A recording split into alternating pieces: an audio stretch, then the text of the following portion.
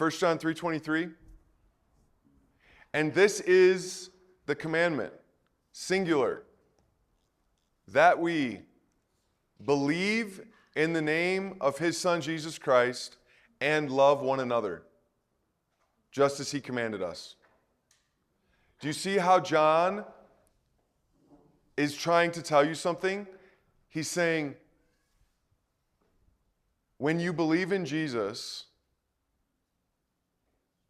you will love one another.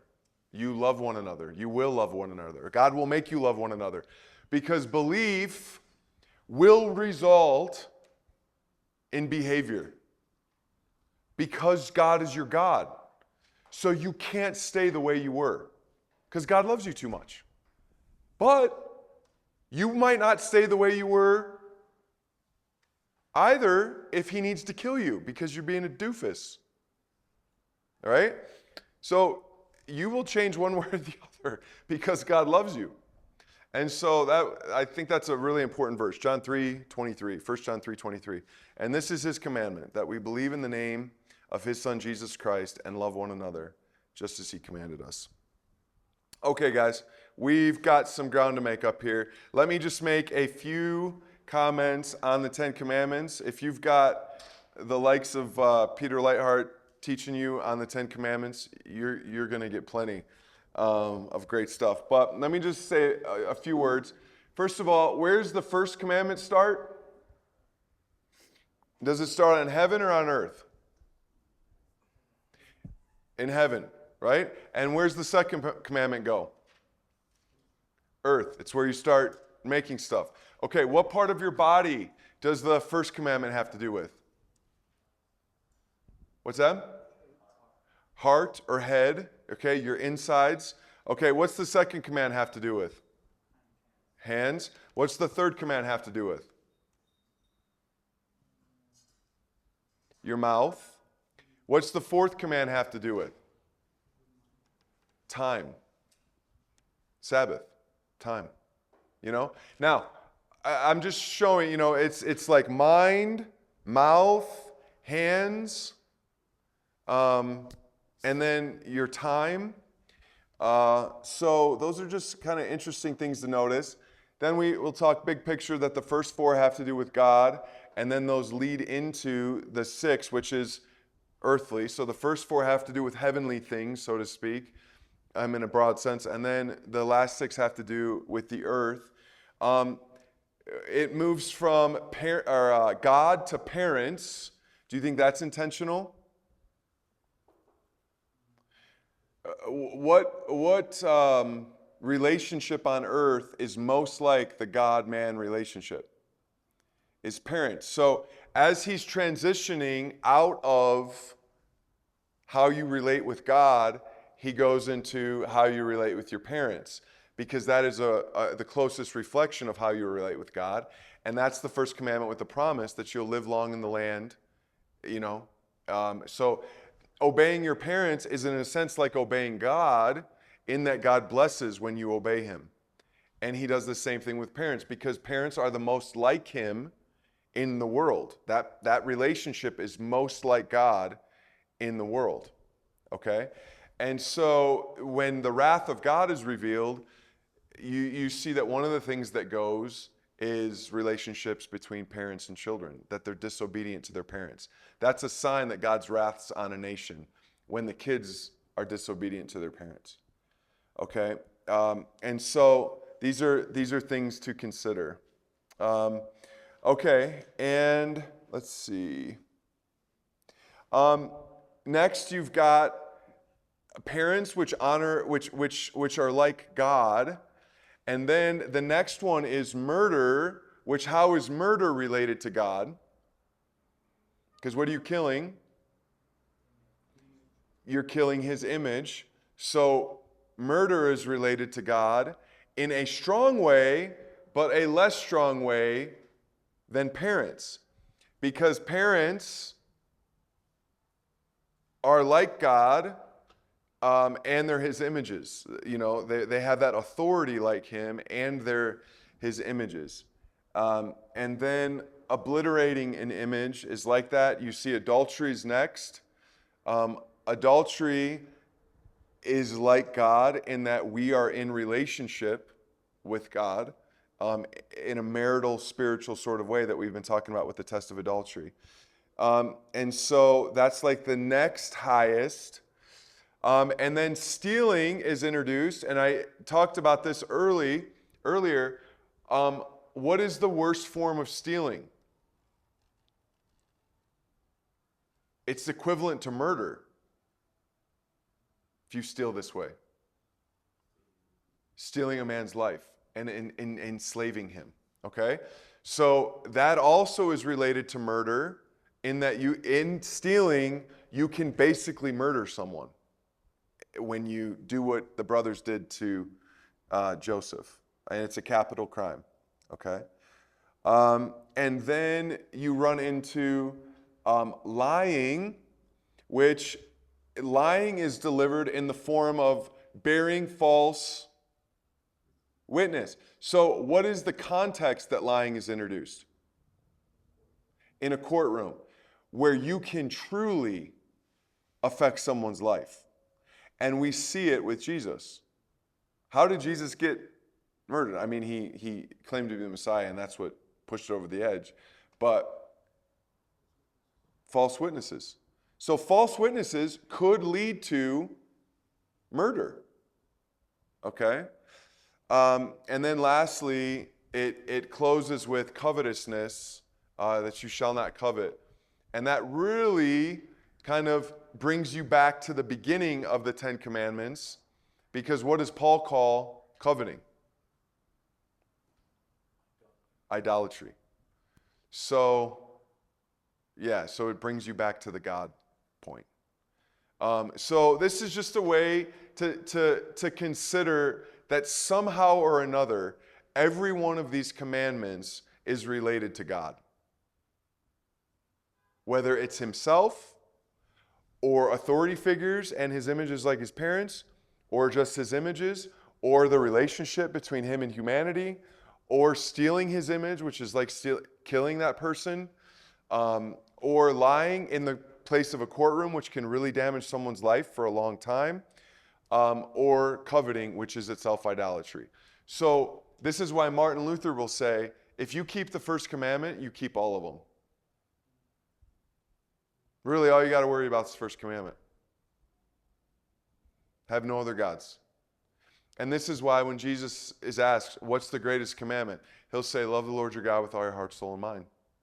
And love your neighbor as yourself. For on these two commands dangle or hang all the law and the prophets.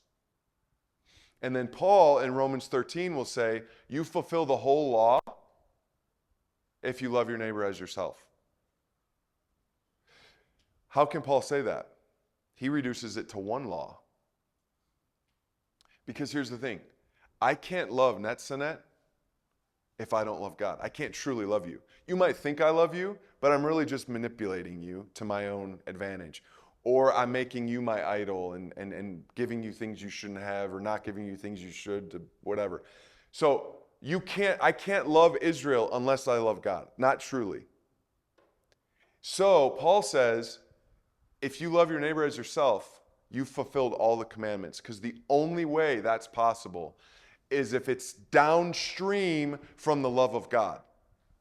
That means you love the God. If I see you downstream over here, loving your neighbor, I should assume that you what? Love God. So that's how Paul does it. And they're all right, you know. So, but the reason I put house rules on there is because this is not to get into the house. This is, hey, Shaq, this is your bedroom. Hey, in our house, we brush our teeth, you know. We go to the bathroom before we go to bed so we don't wet the bed. This is what we do in our house, okay? Shaq says, all right, glad to be here. It's just house rules. He's already in the house. This is not, hey, if you don't, you can't come in. No, it's already in. Now, that doesn't mean I won't kick you out, but you're still my son out there. But I will kick you out if I need to.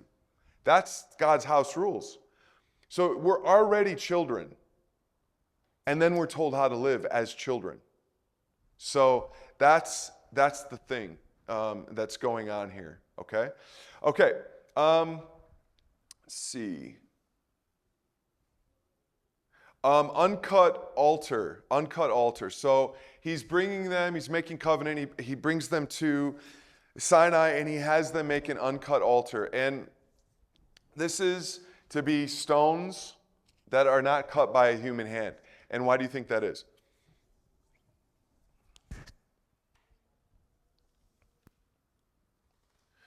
Because what do we do to things? We're sinful, so we profane them. Okay? But I think there's more. I think there's more at play here. Because what you'll find is, what are we supposed to, what does God say to his people to do to their edge, to not do to the edges of their beard? Do not what? Cut the edges of your beard. Did you know that that was a law in the Old Testament? Don't cut the edges of your beard. It says, if you take the Nazirite vow, you've got to let your hair grow. You let your hair grow long, and just like you don't cut the edges of your beard, your fields. What do you do to the edges of your fields? You leave them. You don't cut the edges of your field. When you're under the Nazirite vow, you let your hair grow long, and instead of not cutting the edges of your vineyard, you don't even touch a grape. Okay. What is God doing in all of these things? There's a commonality between them all. What could be the commonality? An altar of uncut stones, untrimmed beards, Nazirite vow, you let your hair grow long. You don't you don't take the grapes from the edges of your field. On sabbatical year, you don't even touch the vineyard. You don't cut the vines. Huh? I think you're exactly right. That God is saying, I will be the one to develop you. You do not manipulate yourself. He'll also tell him, don't get tattoos and cut yourself for the dead, right? I will take care of you, and I'll take care of your dead. You don't need to do anything. That is what I think he's saying. It goes back to circumcision. It goes back to day 7. It goes back to Abraham and Adam and everybody being asleep when God ministers to them. He's saying, I don't need your help. Not ever. I don't need it. Israel, back to what you're saying about law. I don't need you to keep the law. I don't need that. You need that because it's good for you, but I don't need it. And more than that, it's that I will be the one to develop you. Sarah, I'll give you Isaac. Rebecca, I'll bless Jacob. You don't need to do it.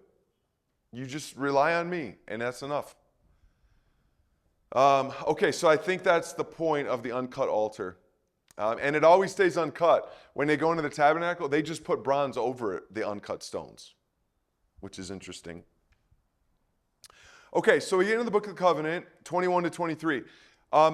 So guys, I already explained to you what the Book of the Covenant is. And if you have your Bibles out, and you can just jot this down, but or you can mark it in your Bible if you want. But this is where he takes a few sample commands and basically talks about them a while, okay? And this comes from James Jordan's book on Book of the Covenant, and I think he's spot on. Okay, so he thinks that Exodus 21, verses 1 through 11 have to do with Sabbath. Okay? Exodus 21, 1 to 11 have to do with the 4th commandment. Okay? Okay, and then he thinks that Exodus 21, verse 12 to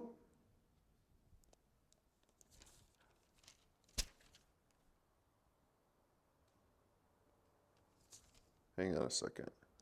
Oh, yeah, okay. Verse 12 to 32 has to do with the 6th commandment. So 1 to 11 has to do with Sabbath, the 4th. 12 to 32 has to do with the sixth commandment. Okay? And then chapter 21, verse 33 to 22, verse 17 has to do with the eighth commandment.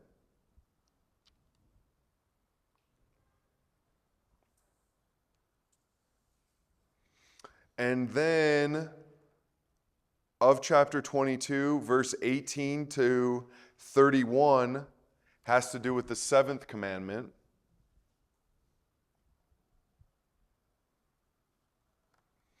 And then lastly, in chapter 23, verse 1,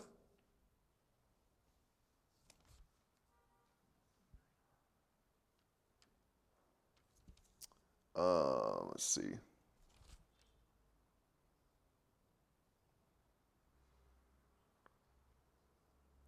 Verse 1 to 9 has to do with the ninth commandment.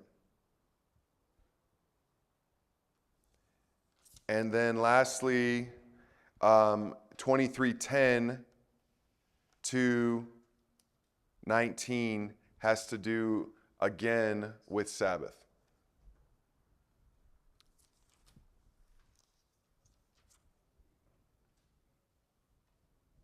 Okay, so let me ask you guys to see what you think if Jordan is right. Okay?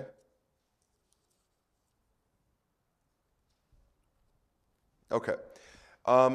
We'll start with chapter 21, verse 1 to 11.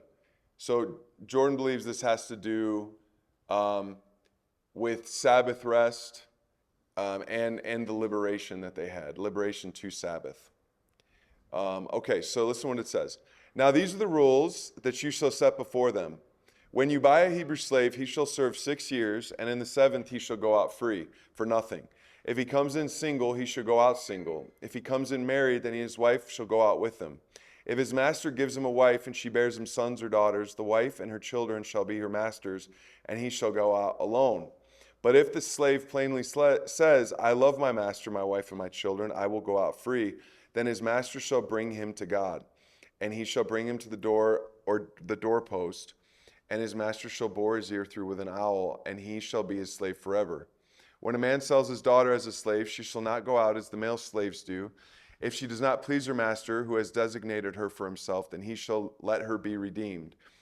He shall have no right to sell her to a foreign people, since he has broken faith with her. If he designates her for his son, he shall deal with her as with a daughter.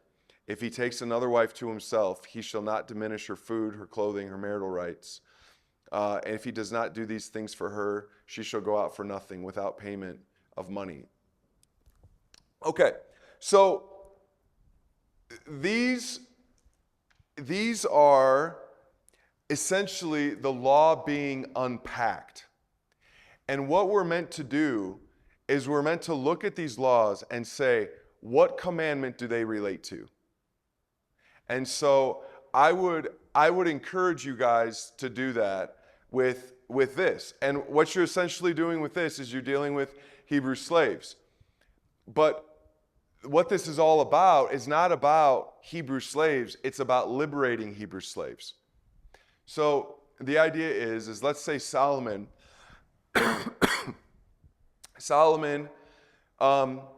and I live in this society together, and I get in big trouble financially. And Solomon is not in big trouble. He's doing just fine, okay?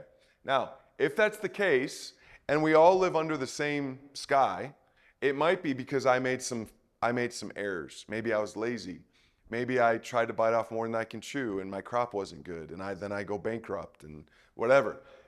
But very likely, it could be because I made some poor financial decisions, okay, or work-related decisions. So I come to Solomon, and I say, Solomon, I'm up a creek, and I need some help. So Solomon takes me in. But it's very possible I got into this shape myself. So am I going to be a great worker for Solomon at first? What do you think? No, I might need to be trained how to work hard because I'm a loser, right? And so I'm with you, Solomon, for 6 years, okay? Maybe the first year you don't get much out of me at all because you're still teaching me how to be a good employee, a good worker. Well, then I do start working and I do benefit you and I'm learning from you how to work well, okay? And then it says in the 6th year, in another law, that when you send him out, my 6 years up, I'm ready to go, it says to send him out liberally. In other words, give him a boatload of money to get his life started. And so what have you just done for me, Solomon? Did you take care of me for 6 years? Is that all you did? You trained me. I was your apprentice for 6 years. Okay? And this is why in some of the law you'll say that masters at times will beat their slaves. And you're like, oh, the Bible's awful. The Bible's awful. Listen, guys, I don't know how it is in the U.S. or in the Ethiopia, but in the U.S., if I join the military and I am like not a hard worker, I'm lazy, what are they going to do to me? They're going to let me have it. Like, now our military has gotten really kind of soft lately, but back in the day, my dad was in the Marine Corps. Oh my goodness, the story he tells where they had to hold their lockers over their head if one guy didn't make his bed right out in the sun and just hold it up there, and they'd have that guy stand in the middle and watch everybody do it. I mean, what's going to happen to that guy when this is over, right? He's going to learn his lesson. So the point, I'm not trying to make it okay, like to humiliate people or anything, but I am going to say that if somebody comes into your care and you're paying for them to eat and all this stuff and they're lazy, there may be a time where you have to physically reprimand them. And that's not sinful. Now you can do it sinfully, or you can say, look, I'm not going to let you be a lazy bum. And you're going to work hard, or else, because I love you. There's tough love out there. So this was an apprenticeship program, but towards what? Towards liberation, towards freedom. So what is rest meant to do? Rest isn't meant to just sit there and do nothing. True rest leads to bringing others into liberation and freedom. So what you have to do, guys, is the law is written in this way so that you think about it. How does this relate with it? Remember what I said? The art of wisdom is being able to say that this is like that. But how do you say that? How do you see it? Okay? So that's just one instance. The other ones are pretty clear, and we don't probably have time to go through all of them. Look at verses 12 through 30. This one has to do with not murdering. Do you see how this has to do with not murdering? Look at some of the laws there. Chapter 21, 12 through 32. 12 to 32. Look at one of those commands and read it and see if it looks like it has to do with murder. Israel, do you see one? Anybody?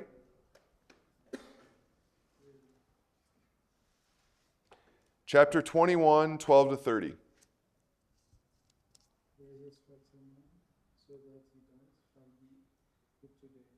You see how it has to do with murder? Okay. What about 33? How does verse 33 have to do with murder? Oh, sorry, not 33. Yeah, I'm beyond. That has to do with the 8th. We'll deal with that in a second. That has to do with stealing. Okay, what about 32? Yeah, could an ox goring you kill you? Okay. Okay, look at verse 29.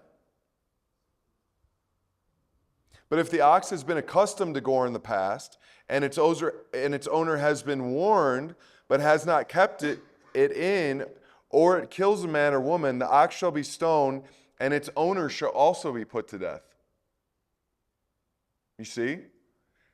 If this guy knows that his ox is goring people and he doesn't put it down, he could be guilty of murder. Right? So, do you see how all of these things are like offshoots of murder? That you shall not murder? This is the idea. Okay? So, yes.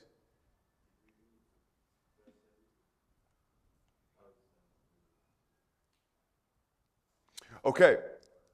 Whoever curses, dishonors his father or mother shall be put to death. Okay, what do you guys think? How does this have to do with murder? Like a severe curse, like may you die or something like that? Is that what you're saying?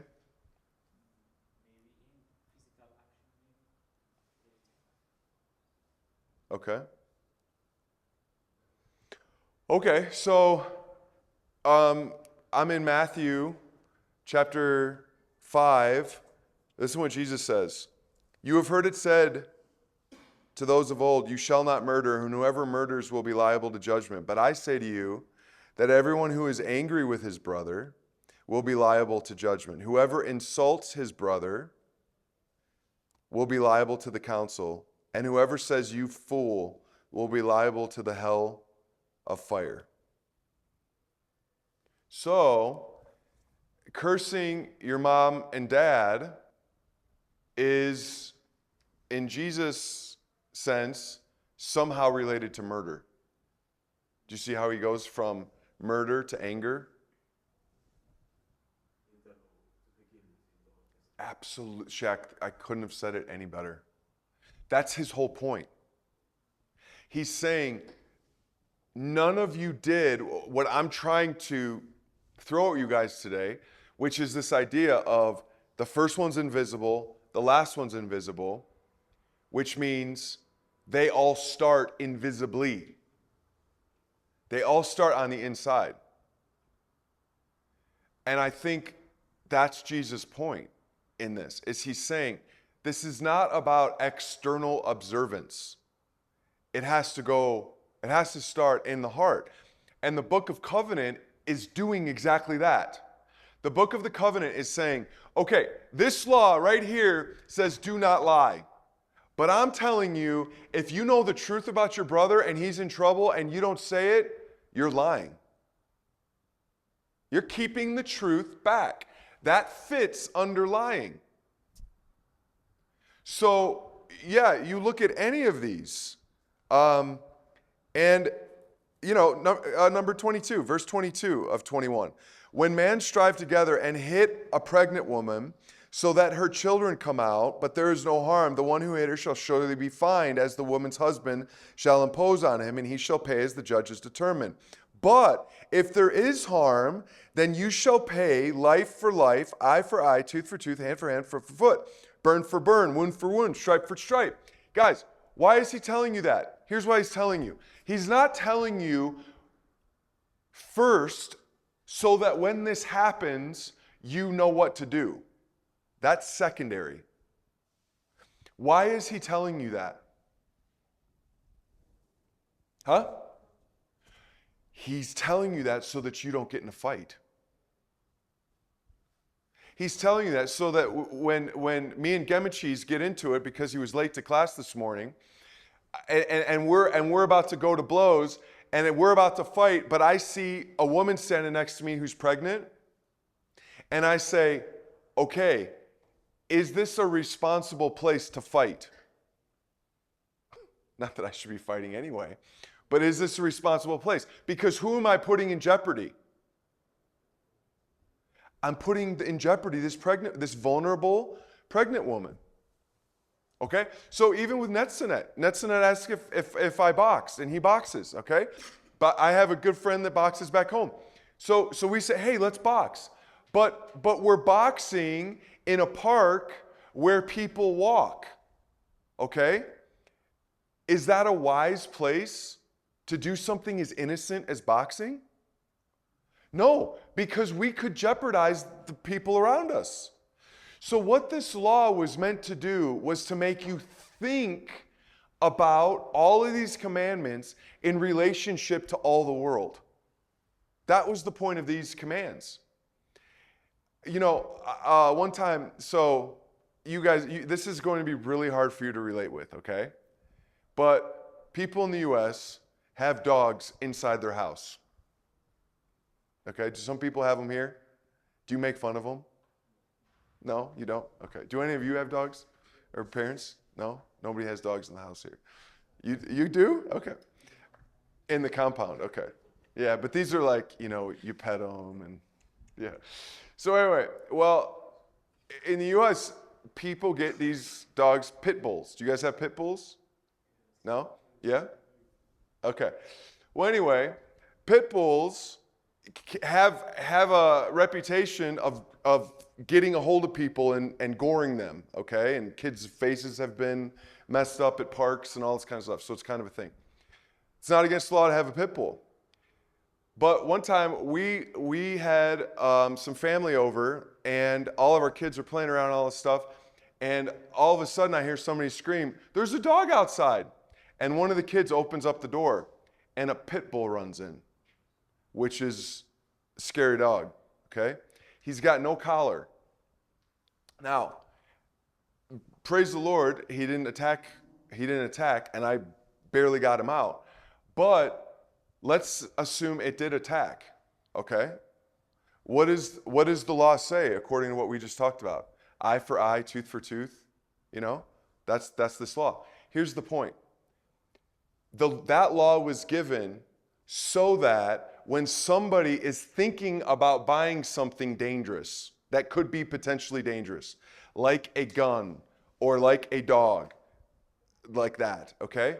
They would think twice and say, I want to be really careful about buying this potentially dangerous situation because it could eventually come back on me, right?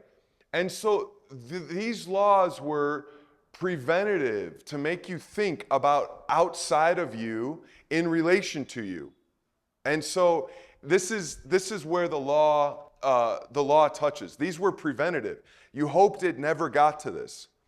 Now, let's get to the 8th commandment about stealing.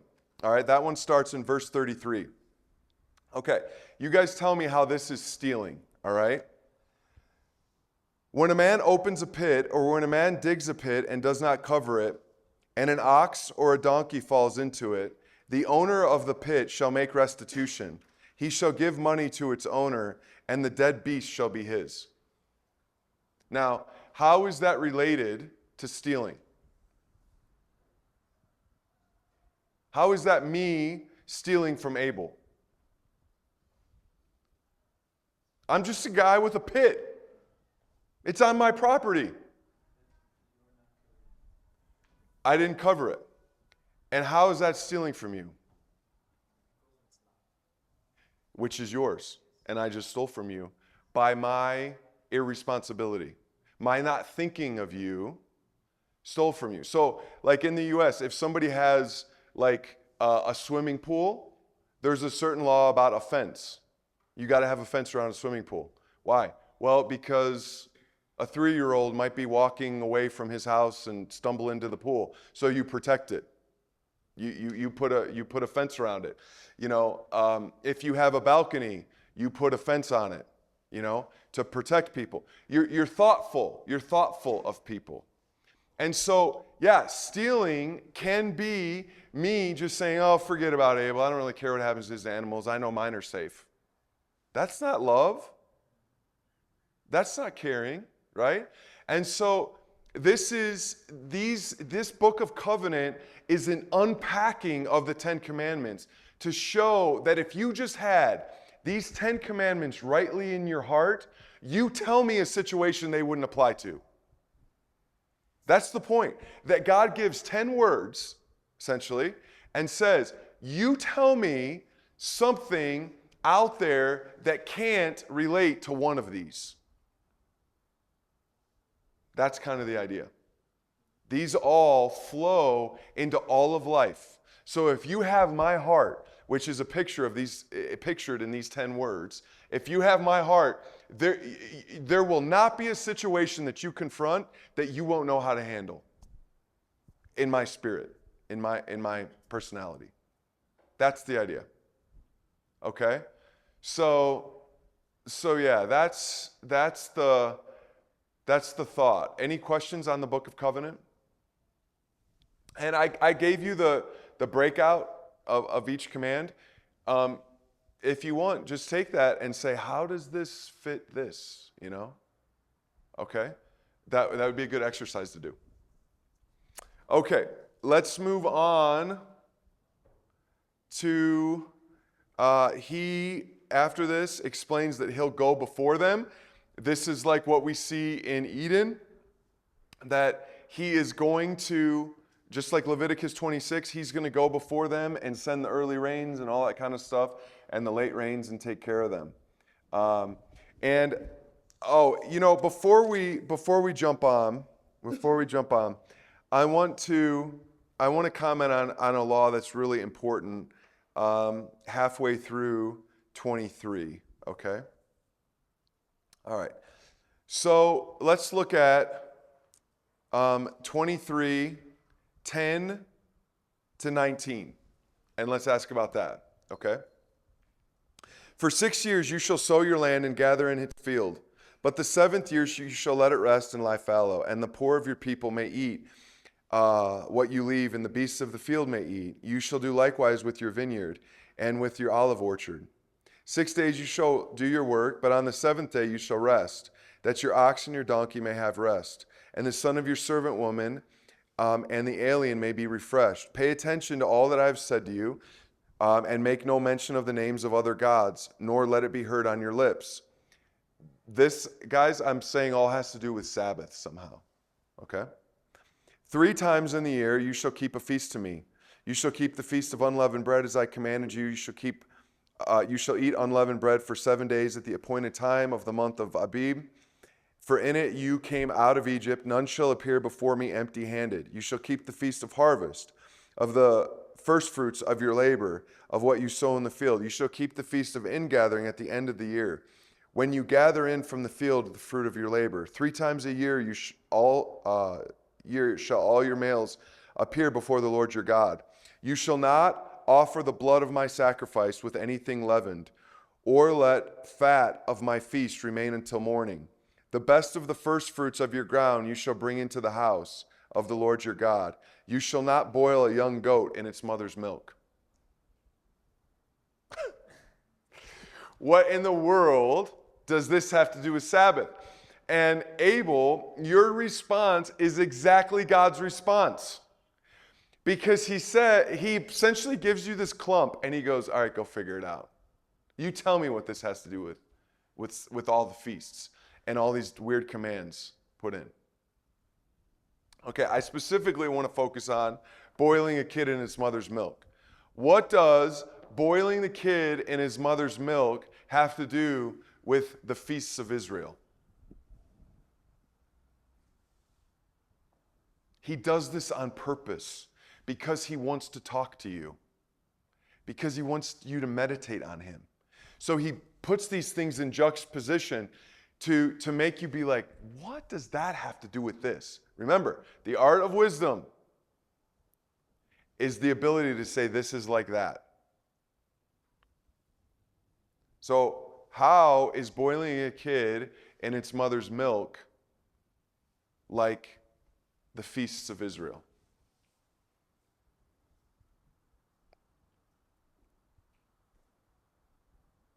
He's telling them to keep the feasts. Keep the feasts. Okay. Anybody got a guess? All right. So check it out. Are the feasts celebratory times? Celebrating the bounty of God. Okay? The feasts are celebrating the bounty of God. What is a mother's milk like? The bounty or fullness of the mother. Okay? It's life in abundance. The feasts are life in abundance. This is like that. Now, what God is saying is I'm giving you these feasts. I'm giving you life. I'm giving you abundance. Don't take my abundance and by not keeping my feasts or by mishandling my feasts, kill your children. Don't take my blessing that I'm going to give you in the land, and by mishandling my blessing, your children die. Don't use a mother's milk to boil a kid. That wasn't, it was about a meal. Don't eat that meal. But it was way more than that. It was about God's feast. His feasts are his milk. His feasts are his breasts, so to speak. It's his bounty. And he's saying, don't take what my bounty gives you to kill your children. Now, did Israel have a pattern of keeping the feasts or not keeping the feasts?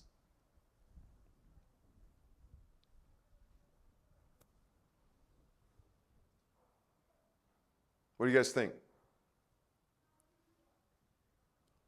Well, we know that when Josiah becomes king, we're talking late in Israel's history, okay?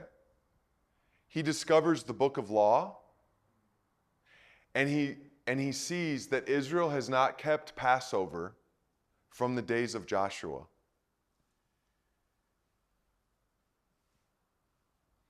Another king discovers that they didn't keep the Feast of Booths like ever.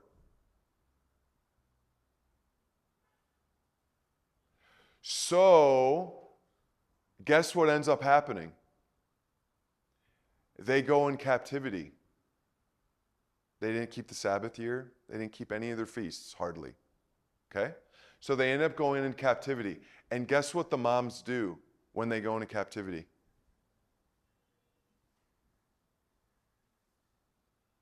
They eat their children. They cook their children and eat them. They're surrounded by these alternate armies, and they're starving them out, because it's a lot easier to conquer people that starve to death. And they're so hungry that two moms agree that you'll eat my child today, and then we'll split your child tomorrow. And when it came time to split the child the next day, the mom reneged and said, no, I'm not going to do it. And then this mom complains. She won't let me eat her kid, and she ate mine yesterday. So guys,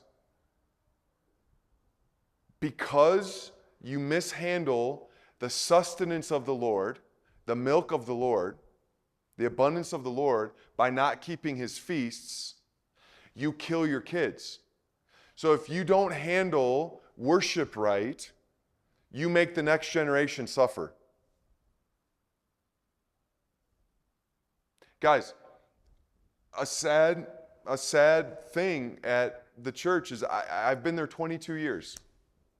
22 years, same church, and I see families who love the church, honor their pastor, and I haven't been the lead pastor for the whole time.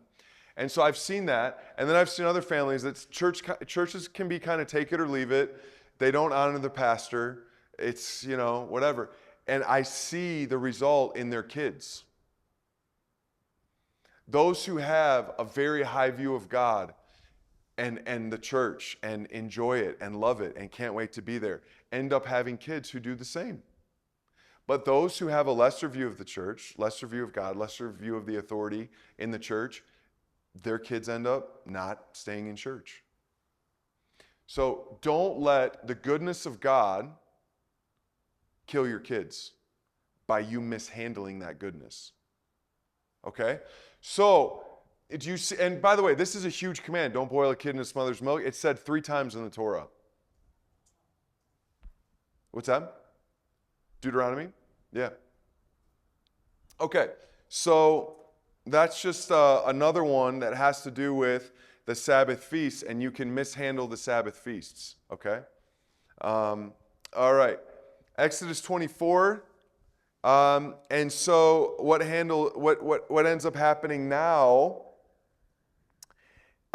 is that 3 sections are made on Mount Sinai. You've got Israel at the bottom, elders and priests halfway up, Moses is at the top. And so that sets it up for the tabernacle. Okay? All right, and then we enter into the tabernacle, which is Exodus 25 to 29. And it starts out with the plunder. He has everybody bring out the plunder because he's going to start building his house. This is something we've seen all through the Bible, from Eden on, that God blesses his people with plunder after he conquers something, and then they build him a house, right? Adam is supposed to build him a house. Noah is supposed to build him a house. Israel is now supposed to build him a house. Abraham, Isaac, and Jacob, all the same. Get plunder and are meant to build God a house and to live with him. Okay, so what I'm going to do here is I'm going to demonstrate that the tabernacle coincides with creation. Okay, so we're going to look at this. What might the ark, table, and the lampstand have to do with day 1 of creation? This is like that. How? Okay, it doesn't at this point, but what's it made of? Huh? It's pure gold. So it is, gold is material light. Gold is material light. Like, this is like material light. Okay? So the ark, the table, and the lampstand, we're going to call day 1 of creation. Okay? Let's see if this model fits. Then he moves into, after chapter 25, he moves into chapter 26 and covers the coverings and the curtains. What do those have to do with? The firmament. That's exactly right. So those have to do with day 2 of creation. Okay? They're the colors of the sky as well. All right? What does the courtyard have to do with day 3?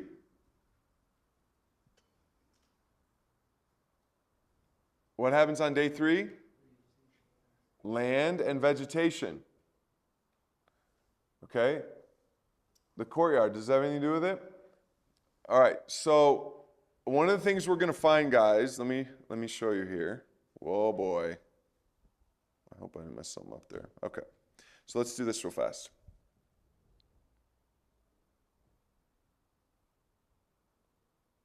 All right, so let's go with the tabernacle, and I'm going to show you guys something. All right, so this is the complex. This is the bronze altar. This is the bronze laver. This is the house. Okay, and we got the table, the altar of incense, the lampstand, and the Ark of the Covenant. Okay, all right, now, here's what you need to catch. You ready? Remember, this is an architectural mountain, right? Okay, so here's what I want you to see. Watch my pen. All of this has bases made of bronze. Bases made of bronze, okay? This is bronze, and this is bronze. Okay? Okay, and this has bronze bases. Okay? So bronze, what looks most like the dirt? Gold, silver, or bronze? Bronze. Okay, so what this is telling you is that all of this is on the earth. Okay? All of that is on the earth. Okay, now I'm going to show you the parts that are silver. Okay? Here's the parts that are silver.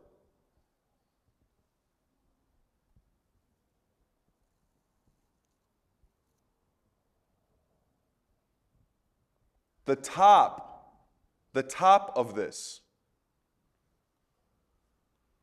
The top of this come up to silver. So all this is silver.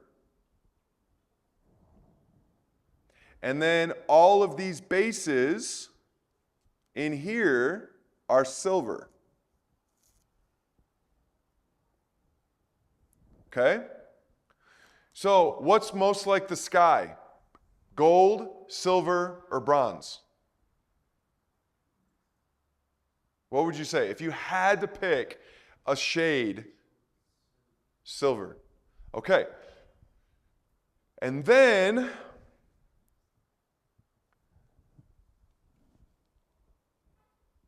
this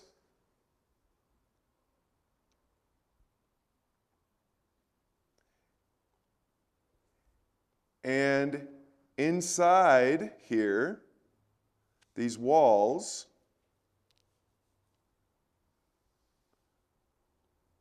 are gold. Okay? Okay, so here's what all of this symbol colors is meant to communicate to you. Okay, when you come into the tabernacle, are you staying on one level or are you climbing? You're climbing, okay? And this to here is like you climbing up a mountain, because the bronze altar rises up off the ground, so it's like a mountain, and it's uncut stone, which is like a mountain. It's made by God. So you're climbing up the mountain as you come through here, okay? And then when you lay your hand on the beast here, you become the beast. You get laid on the altar and burned, sacrificed. You pass through sword and fire. Then you go up in smoke, and you start making your way into here. The bronze laver is where the water flows down the mountain, okay? And this is all bronze here. So once you get past here, into here, you're officially off the ground. You're in the air now, so to speak. You're an intermediary. You're a priest. That's why the priests and the Israelite garments had wings, because they were always meant to be intermediaries between heaven and earth. Okay? So now you're in here, and you're like between heaven and earth with God. Okay? But then, the smoke, which smells good here, collides with the smoke that smells good here. And this smoke is frankincense smoke. So, and incense. So, and it's oil. It's a precious, perfumish smell. Okay? So, what smells better? The meat or the perfume?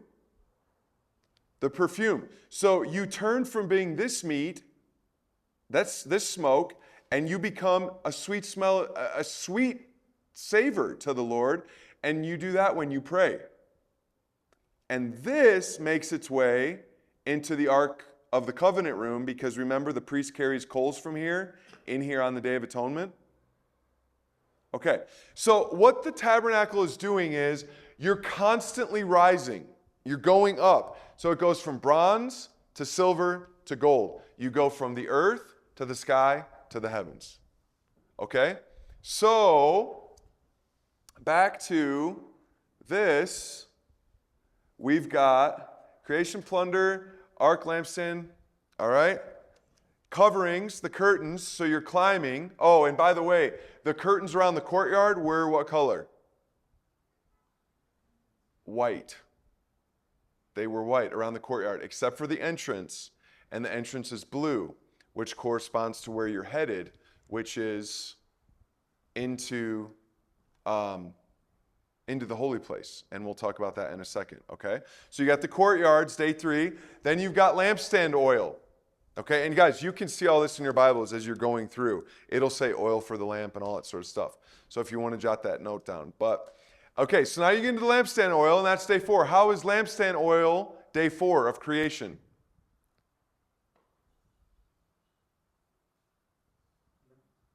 It's going to go into the lampstand, and it's going to be stars. It's going to be light, okay? All right, and then you've got the priestly garments, day 5. How are the priestly garments day 5 of creation? Because they have wings on them, okay? And what are they dyed with? How did they get that dye? Purple and blue. Those come from sea mollusks. That's how they got that color. So you've got fish-ish stuff and wings, birds, that demonstrate day 5 is the priest's garments. Then you've got the ordination of priests, which is day 6. How is the ordination of ordination of priests day 6? Man becoming the priest of God, right? The intermediary.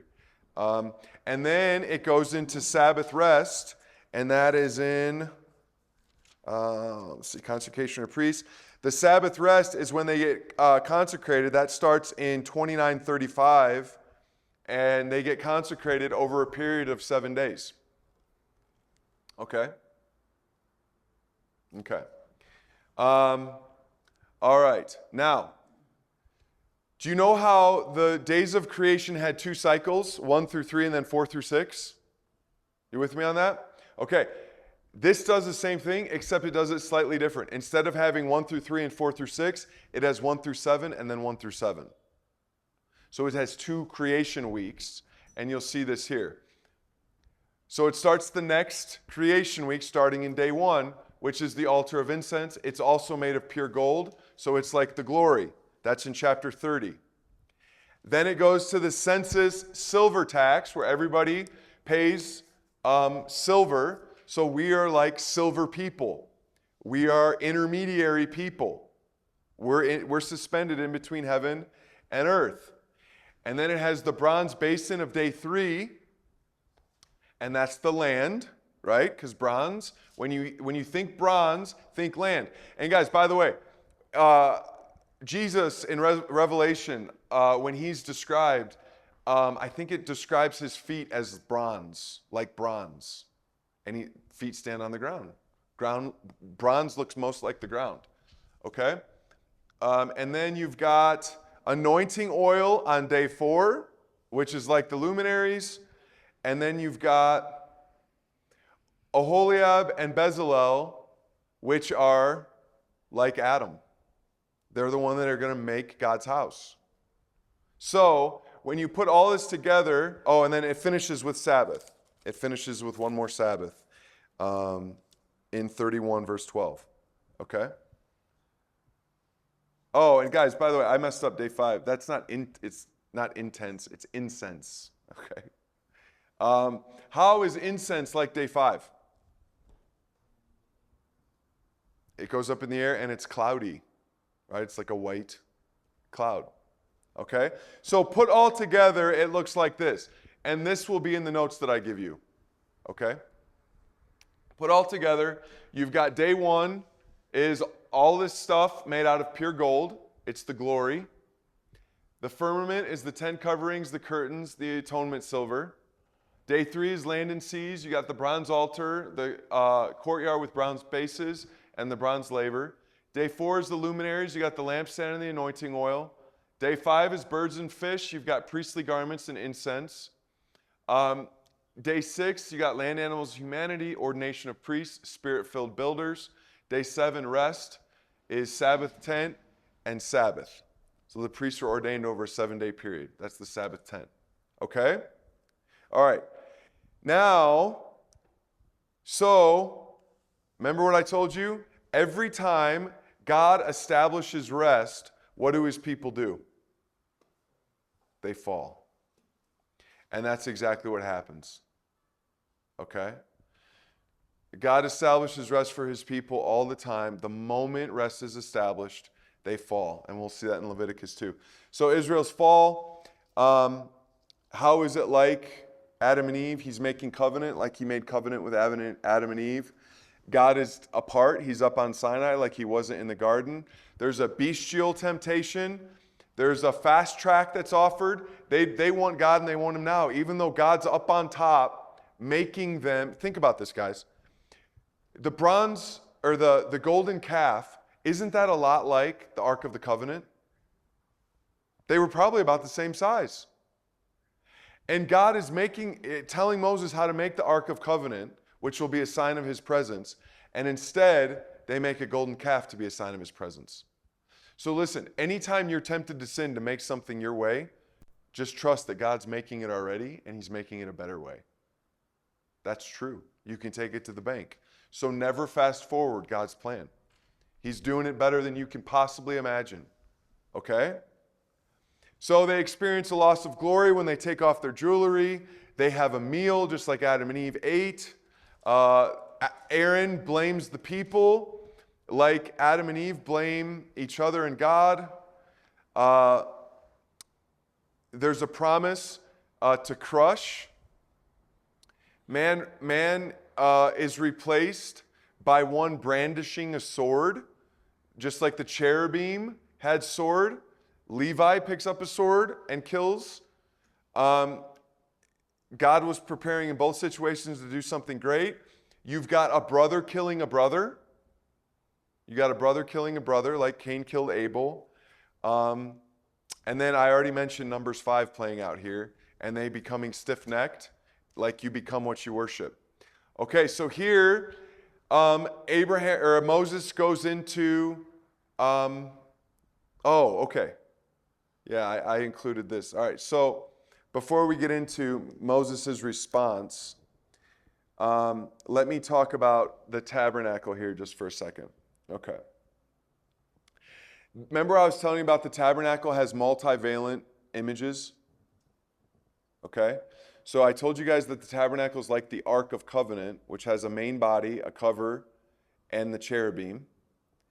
It's like several parts of the tabernacle are referred to as human body parts. It's got ribs, like it's got sides with wooden beams in it, like ribs. It doesn't call them ribs though, but it's like ribs. It has stuff called shoulders. It has something called a rear. It's got something called hips. It's got hands. It's got a mouth.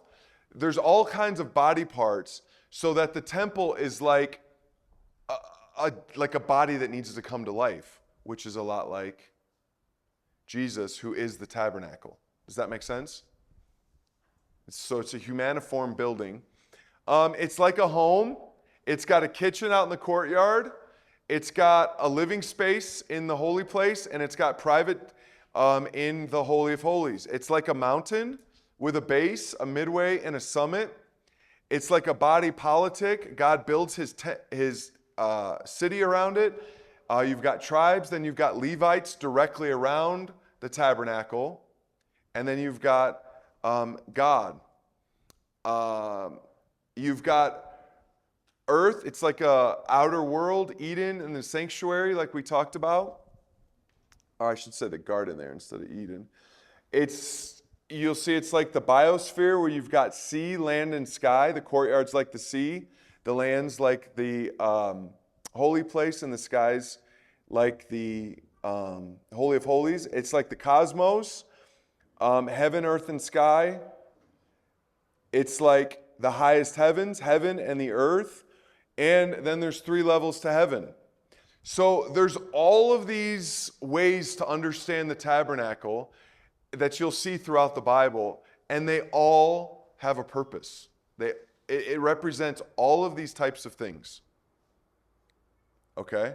But what you see in most of them is these three levels, which has to do with God, intermediary, and the outer world. Okay? All right, now speaking of intermediary, Moses becomes the intercessor. Now, isn't it awesome to see the shift and exchange Moses went through? Did Moses want to lead these people in the first place? But now what's he doing for them? Yeah, do you see how that's a repentance of Moses, like Judah? It's a transformation, okay? And so he intercedes. And what do you know what wins the day in his intercession? What convinces God not to obliterate Israel? His reputation among the... Yes. So guys, what is most near to God's heart? The whole world getting the gospel news. The reason he doesn't obliterate Israel, the prayer that works of Moses is, God, your name will be, they'll make fun of you. The nations will make fun of you because you started this thing that you couldn't finish. Now guys, why is God telling Moses, hey, get out of my way, I'm going to go destroy them? Why did God tell Abram he's going to destroy Sodom? He doesn't have to tell these people this. What is he making them? Jesus says, I don't call you slaves, I call you friends. He's making them friends. See, God's saying, get out of my way, I'm going to go destroy them, in order that Moses would say, no, stop. And God's like, oh, why?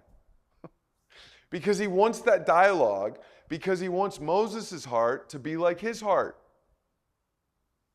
So God brings us to pray so that we pray like he wants us to pray. That's how God works. And that's what he's doing with Moses. And Moses does it. He prays according to God's heart.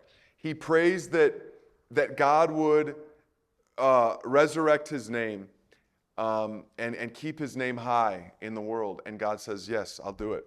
Okay, and so then what God does is he puts Israel through a wedding redo. So were you guys here when Emmanuel got married? Okay, all right. So imagine God getting married, and on his wedding night, because that's what this is, he's forming covenant with Moses on top of Sinai.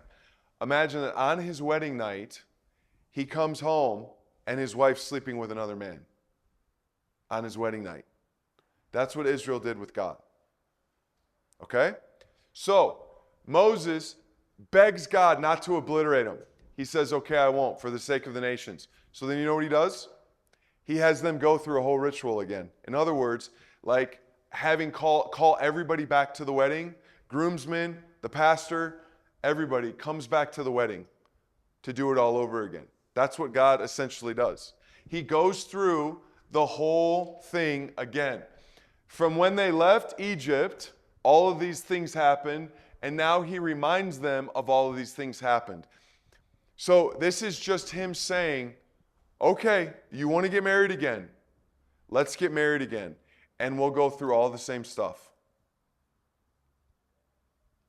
So you can see parallels all through Israel's history up to here. Okay? So this is a big deal, and it shows God's gracious heart. Okay? All right, and so then after he does this, after he walks Israel through this, or Moses through this, Moses asks to see his face. Because just like Abraham wants confirmation that God's going to do what he said with the covenant, Moses says, show me your face, essentially, so I know you'll do this. And God does show him, but not his face. He shows him his backside. And he essentially says to Moses, I am who I am. In other words, I don't have to do this for you, Moses, but I will. I will have mercy on whom I have mercy, and I will be gracious to whom I am gracious. I don't have to be gracious to Israel, but I'm going to. So don't think you have me cornered, Moses. Okay? So he does that. And then he goes back to rest. So I want you to see something here. Go back to chapter 32, and look at what he was talking about in 31, at the end of 31? What was he talking about?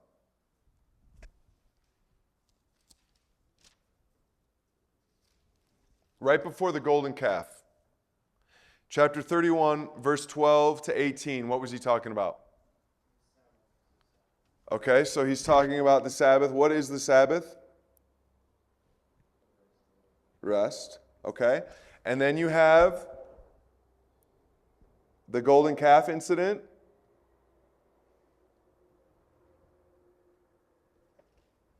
And then right after the golden calf incident, what do you have him talking about?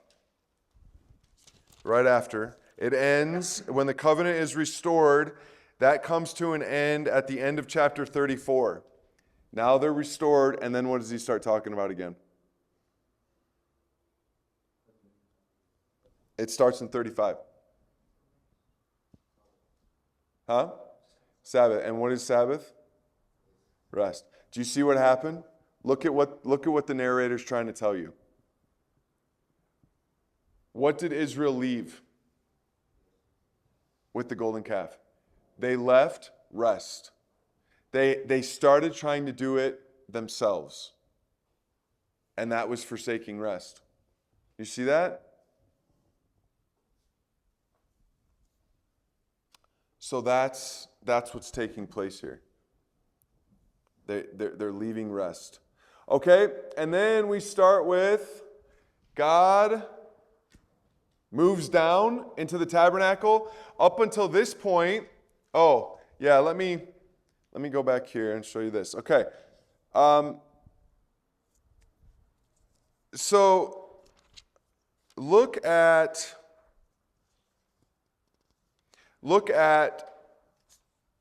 chapter 37. It's a good summary. Okay, look at chapter 37 real quick. And I'm going to draw the tabernacle again. And I want you guys to tell me, let's see.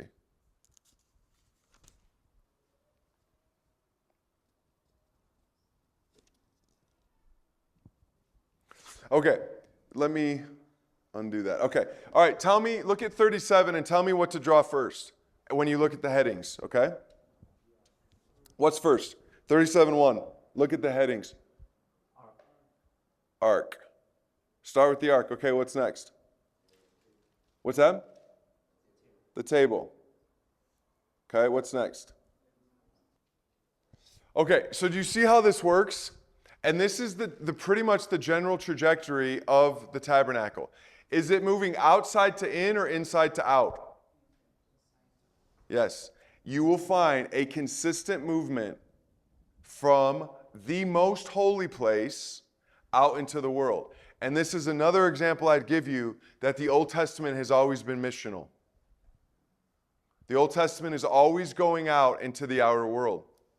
Now, what's interesting in 36 is that it starts describing the tabernacle from the top to the bottom. It starts with the covers and works its way down. And then it starts talking about down moving up. Does that sound familiar? Back to Genesis, right? And so this is something that you see in the tabernacle when you study it. You'll start noticing those trajectories. Okay. And so moving down, moving up, and then Exodus 37 to 40, they make it, and it's a new creation because it is finished on the verse 1 of chapter 40. It's finished on the first day of the first month. Does that sound familiar? Is this a new creation? Yeah. When does Israel leave Egypt? God says, "This shall be the first day of your first month." Imagine that, guys. Imagine being liberated, and it would have been like in March and April, okay? And it wasn't Egypt's New Year. And he says to them, "This is your New Year's Day." And isn't it perfect timing? Now, like March and April, it's a spring sort of thing. It's when stuff starts coming into fruition. And so it's their new day. It's their new year. And this is the same time it gets completed in the tabernacle, which is really special. But then we're surprised with something. What should we be surprised with? Exodus started with building houses for Pharaoh, and it ends with them building a city or a house for God. But what's surprising at the end? Just like it was surprising at the end of Genesis, when the guy most like Adam is dead in a coffin in Egypt, what happens at the end of Exodus? Yes, very good, Abel. Moses is unable to enter. So he's got a house built. He's going to live with mankind, but he's not able to enter. And what you'll find is that the tabernacle is called God's dwelling place a lot in Exodus, and very few times, or less times, in Leviticus. But guess what Leviticus calls the tabernacle? The meeting place. So do you see the difference? And Exodus doesn't call it a meeting place that often. So Exodus calls God's house God's dwelling place. Leviticus calls God's house the meeting place, place of meeting. What do you think the significance of that is? So in Exodus, you're just building the house where God dwells. In Leviticus, you're starting to go into that house. That's the meaning behind that. Okay? Okay, so we are going into Leviticus. Any last questions about Exodus before we do that? Let's go. All right, so here we go into Leviticus. And so, guys, we're going to have to think. We're going to have to really think here, okay? All right, what is the first offering mentioned? Okay. So it's the burnt offering. All right, let's work on this again. All right, so we'll work, let's see. All right, let's go with this guy over here. All right. So this is the tabernacle, okay? Now, you guys are going to need to catch this. Here we go. Scribble out burnt in your Bible and write ascension. Ascension offering, because that's what it really means. It means it's olah, which means to ascend, to rise. Okay? So, the burnt offering is the ascension offering. All right? Now, I want you guys to look at your Bibles, and I want you to look at verse 1 here. It says, the Lord called Moses. So remember, Moses can't go in the tabernacle, right? At the end of Exodus, look at how Leviticus begins. The Lord called Moses and spoke to him from the tent of meeting. So do you see that? You see the significance? So it's like, all right, we just built the house. And I'm like, nets in it. That's what it's like. I'm inside the house, and I'm calling outside the house to Moses, which means that I'm in the process of inviting him in. Okay? And the first thing I give him is the ascension offering, because even though it's flat ground, am I higher than you over here? Yes, symbolically, I'm higher than you. All right? So you need to rise to me. All right, so I'm calling you, okay, with the ascension offering to rise. Now, what I want you guys to see is that the ascension offering is essentially what happened to them in Israel at the Passover. Big picture. Think big picture. Look at the deal. All right, so look at verse 3. If his offering is a burnt offering from the herd, he shall offer a male without blemish. Okay? What is Israel called in Exodus? They are God's what? Firstborn son. So this is him calling them a male here. And you shall bring it to the entrance of the tent of meeting, that he may be accepted. Lay his hand on the head, and it shall be accepted as atonement for him. Now look at, he shall kill the bull before the Lord and Aaron's sons and priests, and bring the blood. So you are Israel, you're the firstborn son. You've just come in here, okay? And then you're killed. And what's he supposed to do with the blood?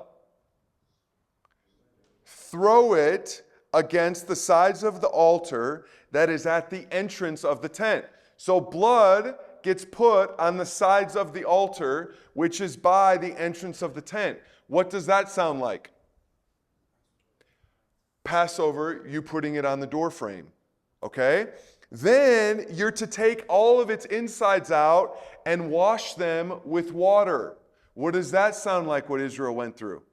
They walk out through the bloody door and they go into the Red Sea water. That's exactly right. So now they're washed and then they're put on the altar. Oh, and by the way, they're killed on the north side, okay? And guess where the north side was when they were in Egypt? Goshen. Goshen, they were in the north of Egypt. Okay? So they're slaughtered in the north, in Goshen. That's where they killed the lamb, which represented them, right? The lamb represented their firstborn.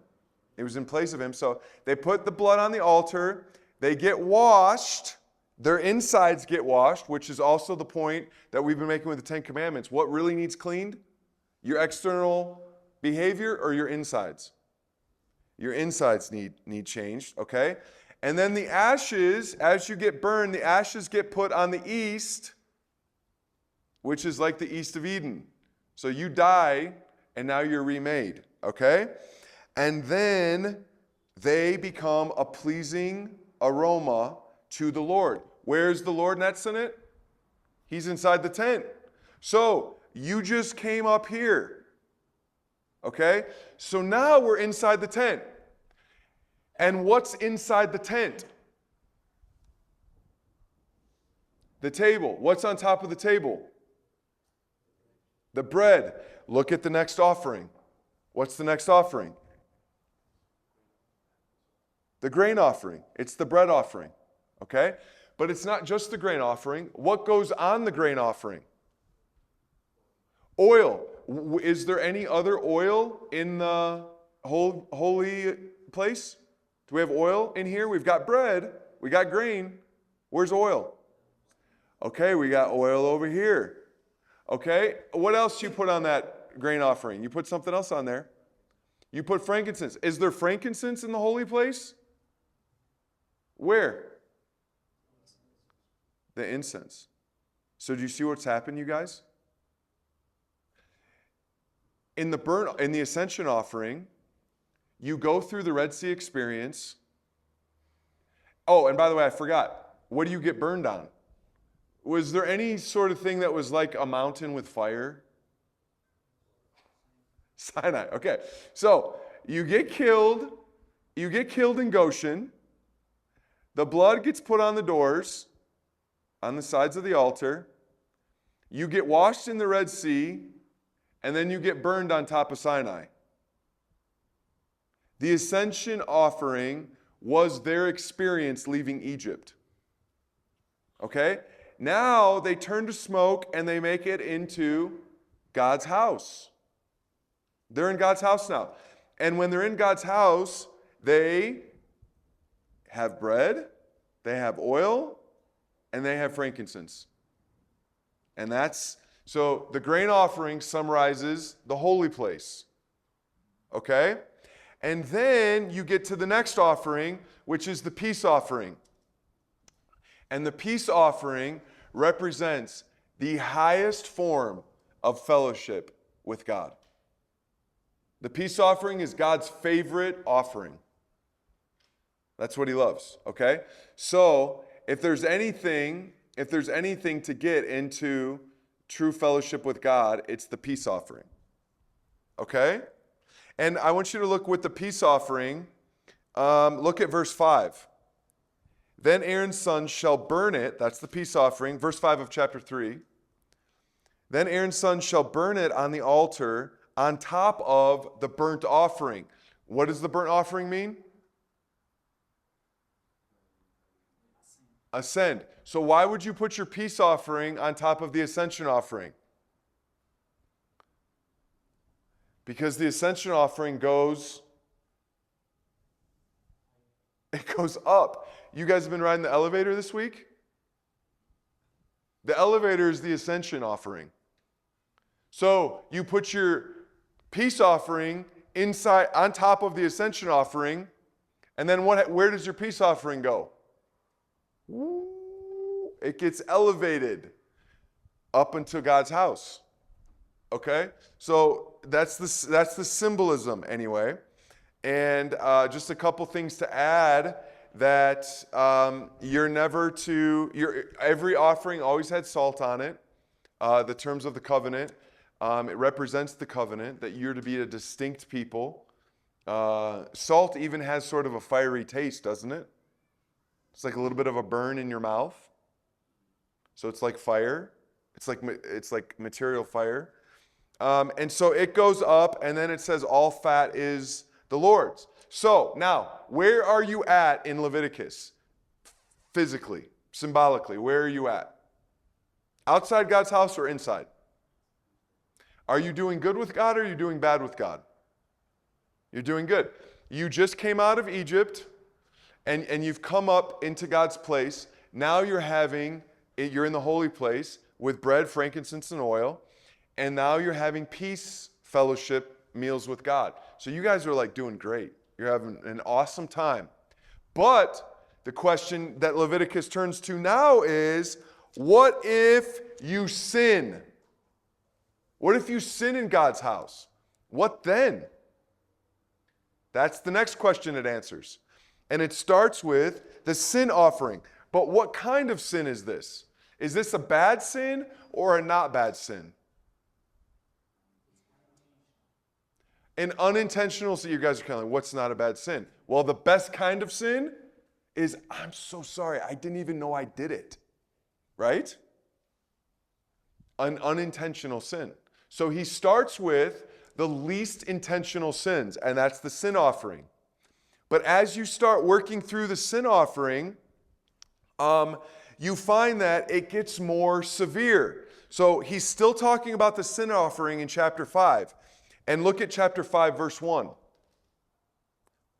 If anyone sins in that he hears a public adjuration to testify, and though he is a witness, whether he has seen or come to know the matter, yet does not speak. Is that bad? Put yourself in the guy that needs him to speak shoes. Right? So, it starts with Abel. It starts with, I didn't mean to do that. To, now you're moving and you're kind of like, I could speak, but I'm not going to. Is that worse than over here? It absolutely is. And then look at verse 2. Or if he touches an unclean thing. So now it moves from passive disobedience to, I go over and, right? So it's moving out of the body, but even that, it is hidden from him. So it's not as guilty as I made it even look. I made it look a little bit more guilty than it was. He touches it, and it's hidden from him, but then he comes to know it. So, but it's sin moving outside of his body in a sense. And then look at verse 4. Or if anyone utters with his lips a rash oath. Is that bad? Is that worse than I didn't even know I did something? To saying to a guy driving by you and almost hits you, I'm going to kill you. That's a rash oath, right? Is that sinful? Yeah, that's a lot more sinful than you walking in front of the car and saying, oh, sorry, I didn't see you. Technically, you made the guy slam on his brakes. Maybe he spilled his drink over himself, right? He's upset at you. Sorry, I didn't even mean to. versus, I hope you die. Right? So what you see is happening is God is now saying, you're in my house. Here's how you stay in my house. It starts with a sacrifice for a sin that's this big. But the sacrifice will cover a sin that's this big. Do you see that? Do you see how it's getting worse? Okay. All right. Now, another thing I want you to see. Everybody look at their Bibles. Now, he's talking about sin offering, and I want you to see something. Look at verse 3. What sinner is he talking about here in verse 3? If what? If who sins? The anointed priest. So which priest is this? Is this the priests or the high priest? So this is the high priest, okay? Now turn to verse 13. If who sins?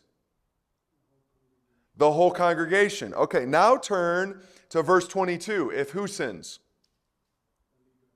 A leader. Okay, now turn to verse 27. If anyone sins.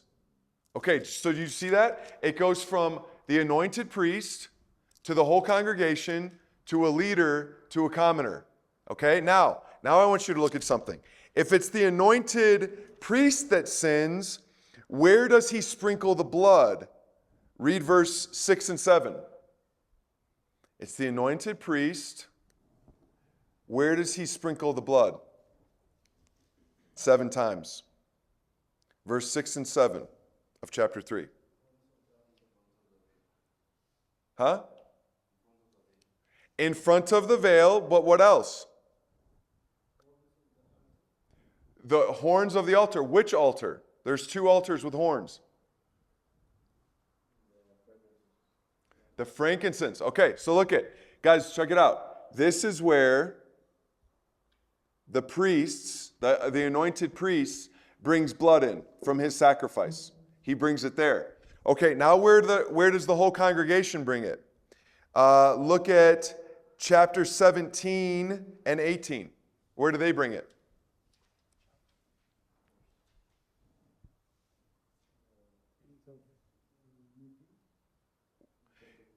In front of the veil, but what on? Verse 18.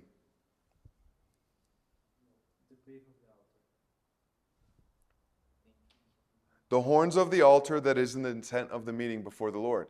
So if the high priest sins, he sprinkles blood and puts it on the corners of the altar. Okay? If the congregation sin, he brings the sin and puts it on the corners of the altar. And then you'll find if a leader sins, his blood goes here from his sacrifice. And if a commoner sins, their blood goes on the corner of the altar too. So here's what you're finding. You ready for this? The blood goes as far as you can go. The high priest can come all the way in here. The leader can only go here. And the commoner can only go here. But the whole congregation can make it in here. How? Through the priest. How can it go through the priest? What's the priest got on his chest? He's got stones with every tribe written on it. So the blood can go as far as you can go. All right? So, what does the author of Hebrews say? The blood of Jesus goes where? I think what he's getting at is it goes behind the veil. It goes into the holy place of God. The holy of holies. So, always remember, the blood goes as far as you can go. The blood goes as far as you can go. And guys, when do we see the blood go here? On which day? Most important day of Israel's history. The Day of Atonement. That's where it goes. And Jesus brought it there, and he's got the 2 angels sitting here. Okay? All right, so that's what I want you guys to catch from this. But that was the sin offering. Then it goes into the guilt offering. Now, what is the guilt offering? You go from sin to guilt. What do you think that means?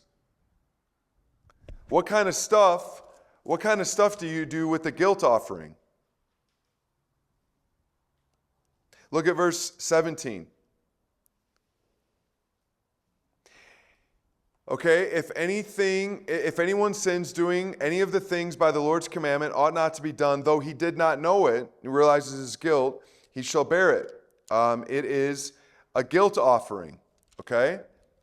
But then it keeps going, and it says in chapter 6, verse 2, if anyone sins and commits a breach of faith against the Lord by deceiving his neighbor in a matter of a deposit or security, or through robbery, or if he has oppressed his neighbor, or found something lost and lied about it, swearing falsely.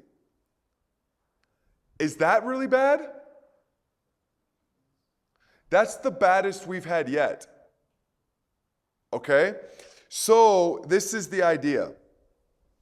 What happens here is, let me put it all on the screen. Okay. So check this out. What has happened so far in the book of Leviticus in chapters 1 through 7, or 6, is this. The ascension is a re-articulation of what happened to them in the Exodus. Okay? It retells the Exodus story. The ascension offering retells the Exodus story. Okay? All right. Out of the Exodus story, you're killed in Goshen, blood goes on the altar, /doors, you have your insides washed in the Red Sea, you're marched out to a mountain in uncut stones with fire on top, and that's where you're sacrificed. Okay? So you go from Mount Sinai and you become smoke that goes into the holy place, which is the grain offering, where there is bread, frankincense, and oil. Now you're in the holy place, but it gets even better because you start doing peace offerings, which are just free offerings with God. It's just saying, God, I think you're awesome. And God says, let's have a meal together. Let's do it. And that's the peace offering, okay? But then God says, all right, but you might sin when you're in my house, and we're going to start with the very minor sins you didn't even know you did. And that's the sin offering. That's staying in the house. But then there are sins, the guilt offering, which is testing tendency. What's testing tendency mean, Solomon? You don't know? All right. Right now, I am a tenant in the apartment here. What does that mean? I'm a resident here, right? And what does it mean if I'm testing tendency? That means like I'm playing my music really loud. You know, it turns midnight and I run up and down the hallways and I'm knocking on everybody's door, okay? All right? Instead of going to the bathroom in the bathroom, I go to the bathroom in the hallway. What am I doing? I'm testing tendency. It gets to the point where Josh comes and he says, hey, buddy, you can't do this. So the guilt offering it's starting to get ugly. And what's God about to do? Kick us out of the house. Okay? We're testing our tendency, okay? All right. So this is what's going on in Leviticus. And then he continues on, and in chapter 6, these are all chapters, by the way, the numbers there. It's not just a list. In chapter 6, he basically is talking to the house servants because we're inside the house. Who serves us inside the house? The priests do. They're the house servants. And because they're his house servants, should they be able to eat some of his food? Absolutely, right? So he tells them how they can eat from what sacrifices and what they can eat. So you'll find in chapter 6, him telling the priests what they can do. And that goes into chapter 7 as well. But if they're going to be his servants, they need to go through a process because, like, for instance, in the U.S., we have, where I live, there is what's called an arsenal, the arsenal, okay? And that's where they make, like, windows for Humvees or tanks or, what's that? Okay. They make weapons and stuff like that, okay? Guess what? If you work for the arsenal, guess what you have to do? Go through a serious screening. Okay, I knew a guy, he used to go to our church, that he worked in the White House. Imagine what kind of screening he had to go through to work in the president's building, It was a big deal. And so God has his tenants go through a consecration process, and that is all in chapter 8. Okay? And what you find is that they get anointed. They have blood. Do you know how the altar has 4 corners that get daubed with blood? You with me? The bronze altar, the golden altar have 4 corners daubed with blood. Okay? Well, the priest is like an altar, and so they would put blood on his right ear, his right thumb, and his big toe of his right foot. Okay? How many times did he get daubed? 3 times. No, he got daubed 4. Where's the 4th external part of his body that has blood on it? What's that?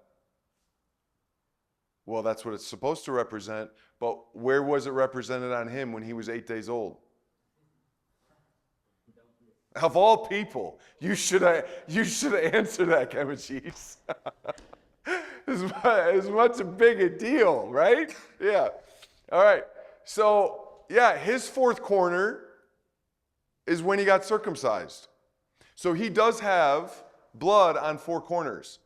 It's on his ear, his right thumb, and his right big toe, and then he was circumcised. So his 4 corners, so to speak, his 4 extremities are all bloodied. Okay? And so what you'll find is when someone who's leprous comes back into the camp, they do the same thing to them. Because what's every Israelite? They put blood, blood, blood. Because every Israelite is in some sense, a priest, right? Yeah, so they do the same thing to a leper. Because he just came from being dead, looking dead, to being alive, okay? All right, so the priests are consecrated. The Lord responds in chapter 9, and it's pretty sensational. So it's like the whole house is set up. It's ready to go. Peace is established. What should you expect to happen? Okay. Adam, creation's finished. You got a wife. Everything's perfect. Let's start doing awesome stuff, and you fall. Abraham, we got you in the land. I'm just about to give you a baby. Everything's going awesome. And then you, Hagar. Noah, let's rewind. Noah, every evil person on earth is taken care of. You're the best guy I got. Let's get this thing started. Multiply, fill the earth. You're on a mountain. You got an altar. Let's do this. And then you get drunk, get naked, and have a son cursed. Oh, okay. All right, Israel, let's liberate you out of Egypt. Let's get rid of Egypt, get you free, bring you to the mountain, get you liberated. I'm sitting there getting all the blueprints written out for my house. We're getting married. We're going to live together. We're about to move in together after our wedding covenant. And I go down and I find you committing adultery. Flesh. Okay. So he's got his house set up just right. He responds on the 8th day. This is a new creation. Day 7's done. We're moving into the new world. And you're going to live in my rest. And we're going to conquer the world and get everybody blessed. And this is what he does. At verse 9, Verse 23, and Moses and Aaron went into the tent of meeting, and when they came out, they blessed the people, and the glory of the Lord appeared to all the people, and fire came out from before the Lord, and consumed the burnt offering and the pieces of fat on the altar. And when all the people saw it, they shouted and fell on their faces. This is incredible. The tabernacle, where is from fire from before the Lord? Guys, that's got to be the altar of incense is the closest thing to before the Lord, and it's fiery, right? So somehow fire flies out from the tabernacle and lights the offering on the bronze altar. I mean, you got to ask, what would make people fall on their faces? That had to be like epic, awesome, okay? So God has officially moved in. And what happens in the very next chapter? Nadab and Abihu offer their own Hagar. They offer their own way to become the image of God. They offer their own sort of golden contraption, golden calf instead of the Ark of Covenant. They offer strange fire. God's fire just came out, and it was right. Just like you went after strange flesh in Genesis 6, now we're offering strange fire. They did it their way, and God consumes them. And Aaron is told to hold his peace, and he does. But guys, every time God establishes rest for David, he sleeps with Bathsheba. God establishes rest for Solomon, he multiplies wives. It's boom, boom, boom, boom, boom. It happens time and time again. And so Nadab and Abihu, like, guys, God's house is a total house of life. And what is in his house right now? 2 dead guys. 2 corpses. 2 corpses are in his house. It's like unbelievable. If I sat like next to something and I'm sitting down and I realize, oh, that was a dead lizard that I just touched. It was sitting on the table, I just didn't know it, but I touched it. I can't go into God's house because I had something to do with death. And he's got 2 dead guys laying in his house. It's like you can't imagine a more screwed up situation. So they have to pick them up by their garments, which tells you that this didn't even burn their garments. It's like, you know how Shadrach, Meshach, and Abednego, they didn't even smell like smoke? Well, it's like the exact opposite with Nadab and Abihu. It's like the only parts of them that got burned was their flesh. Because it says it picked them up by their garments. You know, it's like they got struck by lightning. Okay? All right, so then what happens is absolutely incredible. God responds to this situation, and here's how he does it. What you'll find in the next several chapters of Leviticus is he responds to Nadab and Abihu's sin in the exact same way he responded to Adam and Eve's sin in the garden. You'll find that, and I'm just going to lay it all out for you.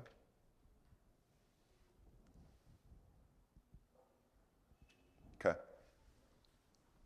So, what you'll find in chapters 11, 12, 13, 14, and 15 is that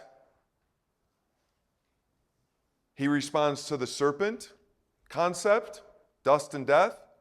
He responds to the woman in terms of childbirth, primarily. He responds to the man. Remember how Adam was cursed with his brow? He'll talk about skin diseases.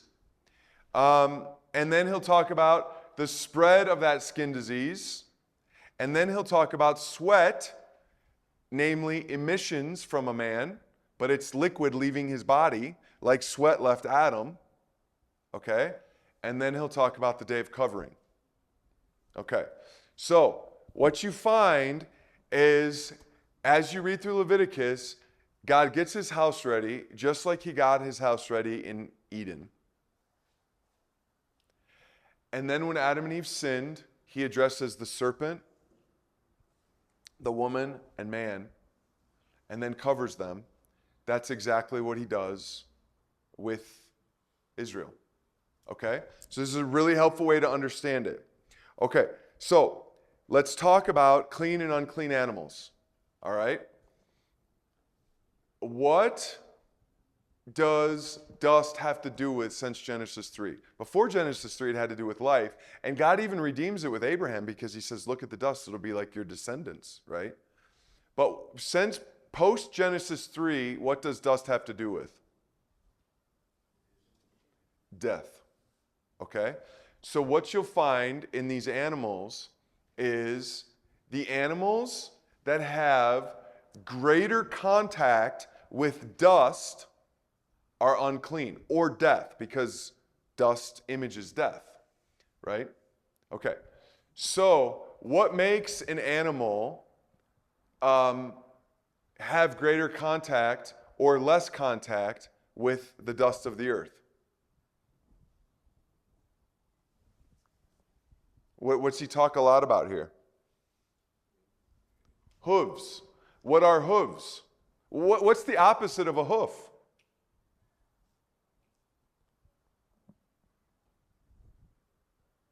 Okay, do dogs have hooves? Huh? What do dogs have? They have paws. What's the difference between a paw and a hoof?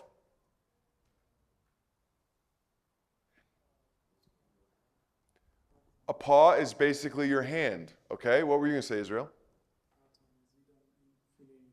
What's that? With what? With a hoof, you don't feel anything. Okay, and with paws you do. So a paw is like a hand or skin, and a hoof is like a shoe. So no dust is touching your body because you've got shoes on. The only time you have to take off your shoes is when you're on holy ground. Otherwise, you keep your shoes on so that you don't have contact with death. And if you do have contact with it, what's everybody do in the Bible when they get inside somebody's house? You wash your feet because you got death on you. That's the symbolism. Clean animals wear shoes. Unclean animals have great contact with the dirt, dust, death. So clean animals have shoes, okay? But it doesn't just stop there. It also has to do with the clean and unclean animals is what you eat and how you eat. So the first has to do with your contact with death. The second clean or unclean animal has to do with what you eat and how you eat. So, what do deer eat? Okay. What does a cow eat? Okay. So, is that death?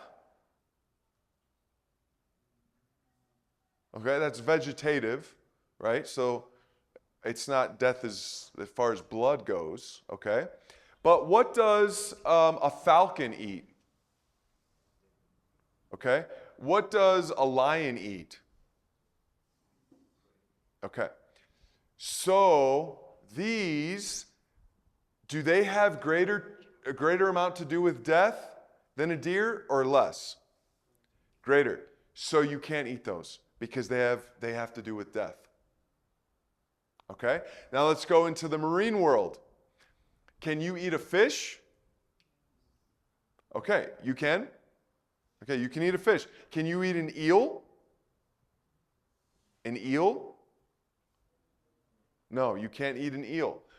Okay, what's the difference between a fish and an eel? Both in the water. Eels, okay, he says eel's kind of like a serpent. Is there anything else you can look at?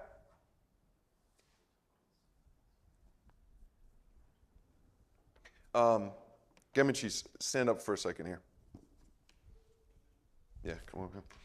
Okay, so gammon cheese is our fish, okay? He's a big fish. Catch this guy, okay? All right, so here, you come stand over here. All right, so gammon cheese is a fish. He's not an eel. He's a fish, okay?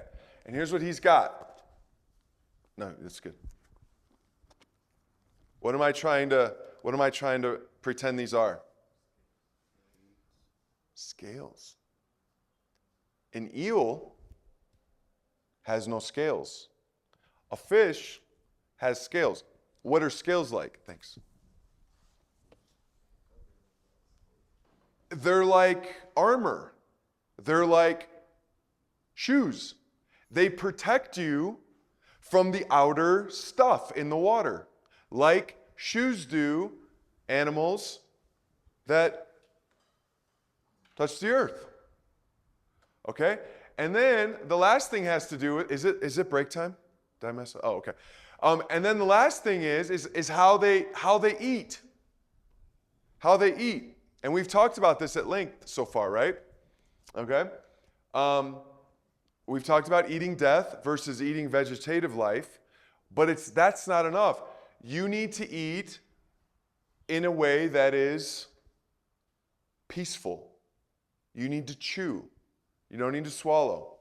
And so what it goes through is that as you go through the land animal, the water animals, the bird, and it goes in that order, and then into the wing insects and stuff, you'll find that, you might have hooves, but you don't chew properly, or vice versa, whatever it is. I can't remember exactly. But you need to have all the qualities to be a clean animal. Why? Because that reflects the character of God. But guys, this was just an object lesson. Because what happens with Peter in Acts 10? He's at Cornelius' house, which is kind of hard because he's a Gentile. He's dirty, right? He's unclean. But God tells him to go there, and then what does God do when he goes there? He gives him a vision, and he sees clean and unclean animals coming down. And he says, do not, this was the passage I was thinking about earlier when we were talking about alcohol and all that stuff. Do not call unclean which I've called clean. So guys, there's nothing like I talked to a guy recently that, tries to follow the Old Testament law, and so he doesn't eat pork. There's all kinds of stuff like this out there, right? Listen, there's nothing intrinsically wrong about anything. Like we could eat a bat if we wanted to. Okay? And that sounds kind of gross to me. But we could do it because God called everything clean. This was an object lesson to show them you need to be separate from death and impatience and eating your food fast or swallowing it. You need to be separate from death and impatience because I am a God who is life and patient. Look at how I created the world. Did I create it like that? No, I took my time. Does that make sense? Okay, so chapter 11 has to do with the serpent because it has to do with the dust, like the serpent did. Then you turn to chapter 12, and what does it have to do with? Childbirth and the woman. And what does that sound like? Eve, right? Okay, now I just want to point something out here that I think is helpful to catch. All right, so woman conceives, verse 2, bears a male child, and then she is considered unclean for 7 days. As the time for her menstruation shall be unclean. On the 8th day, the flesh of the foreskin, he shall be circumcised. Then she shall continue for 33 days. In the blood of her purifying, she shall not touch anything holy, nor come into the sanctuary until the days of her purifying completed. But if she bears a female child, then she shall be unclean for 2 weeks, as in her menstruation. And she shall continue in the blood of her purifying for 66 days. What do you think that means? If she has a boy, she's unclean for 7, and she needs to get purified for 33. 7 and 33 equals 40, okay?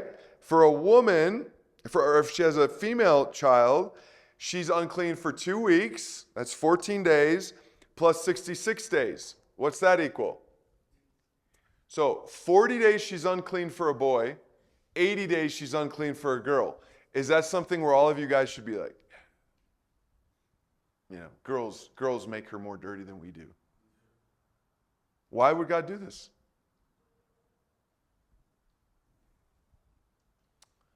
It's mentioned, there's something mentioned there that makes this different. There's something mentioned in the text. Is there anything different about a boy than a girl?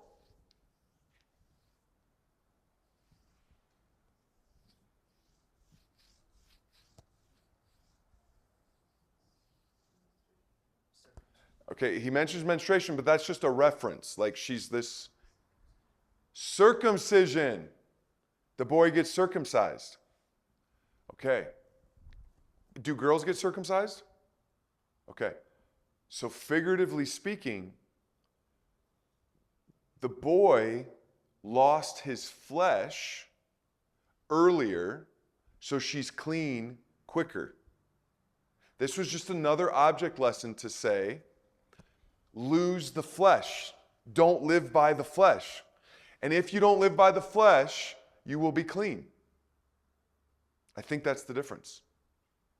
So it has nothing to do with the boy being more righteous than a girl or anything like that. They're both equally unclean. But the boy has his flesh cut off at 8 days.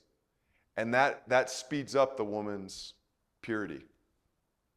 So that's, I think, the theological import, okay? And then look at chapter 13. What does that start talking about? Leprosy. Okay, what does that sound like in Genesis 3? You shall work by the sweat of your brow. Okay, so now this is talking about Adam. Okay, and by the way, who gets talked to the longest in Genesis 3? The serpent, the woman, or man? The man. So you'll find that he gets the most attention in this passage. Because guys, all of this came from the fall. That's why the narrator is probably taking this route with unclean animals like the serpent, the woman in child labor, and then the man. Because this all stemmed from the fall, okay? So you'll notice about the man, look at verse 13:2. When a person has on the skin of his body a swelling or an eruption or a spot, okay? Is that big or small? Small, okay? Then look at verse 10 of chapter 13.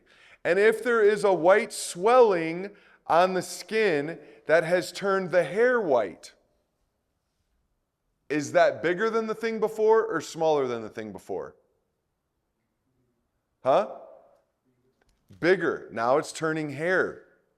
Then look at verse 18. If there is in the skin of one's body a boil, is that bigger or smaller than a spot? Boil. It's bigger. Okay? All right, and then look at verse 24. Or when the body has a burn on its skin, is that getting bigger or smaller? Bigger. Now it's on the body. Look at verse 29.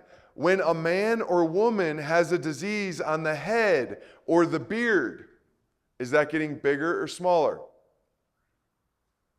Well, now he's mentioned man and woman, and it's on the beard. Okay? All right? And then look at verse 40. If a man's hair falls out from his head, is that getting bigger or smaller? All right, no ball jokes, guys.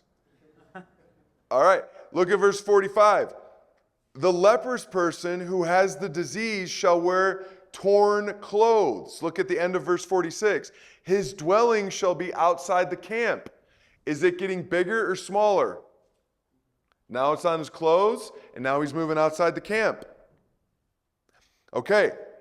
And then look, we'll talk about verse 14 or chapter 14 in a second.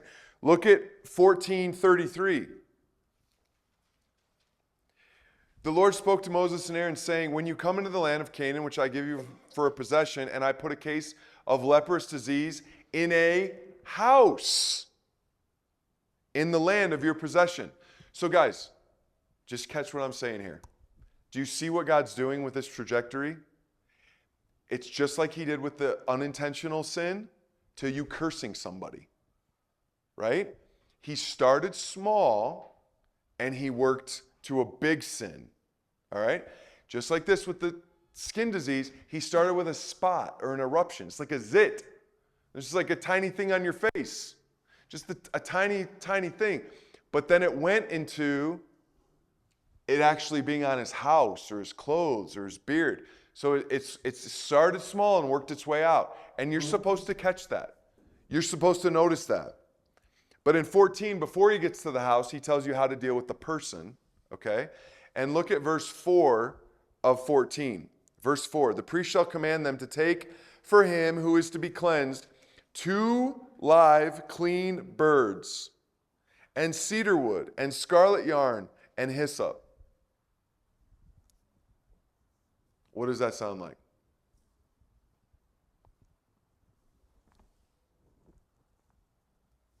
Anything we've seen before, and in your defense, we move fast, but anything you've seen before where there's scarlet yarn, something like scarlet yarn, hyssop branch, blood,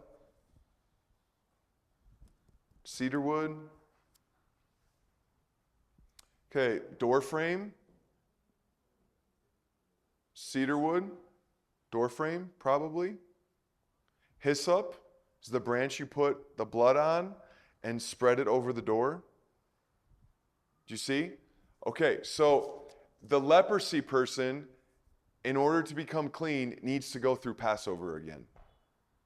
That's the idea. Okay? All right.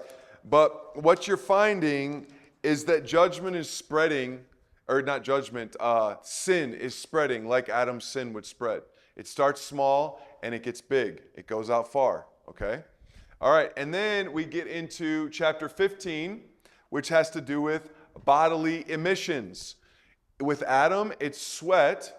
With this, it has to do with an ejaculation of semen or a woman on her period.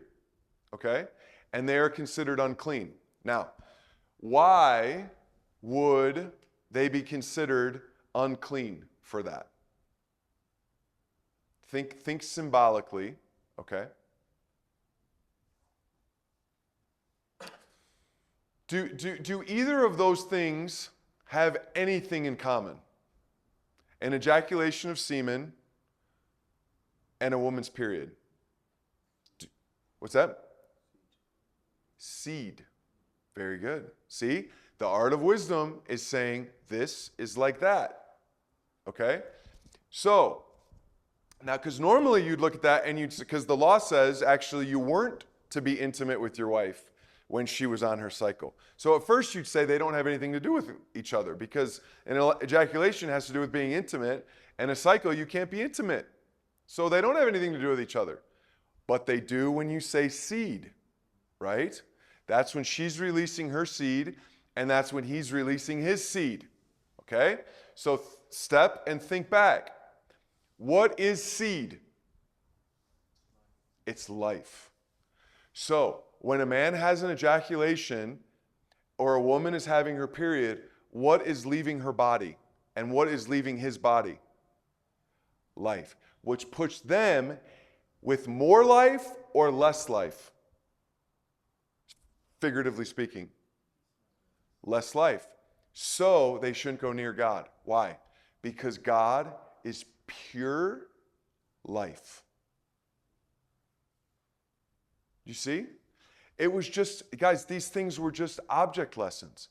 They were just showing Israel that God is life. He's pure life. And he'll give you these things that don't go near death. Don't go near animals that eat death. You're barred You're barred when you look like death. When death looks like it's on your skin. When you're like Miriam and you look like a stillborn baby. It's just like a pale white grayish skin. Don't go near God like that, because God's not like that. He's pure life. There will be things where, you couldn't be a priest if you had a crushed testicle. You couldn't be a priest if you had some sort of deformity. You couldn't be a priest if you married a divorced woman. You couldn't marry a divorced woman. Why? Because priests were to be totally pure. Why? Because they represent a pure God. Okay? So, any questions at this point? Or comments? Or thoughts?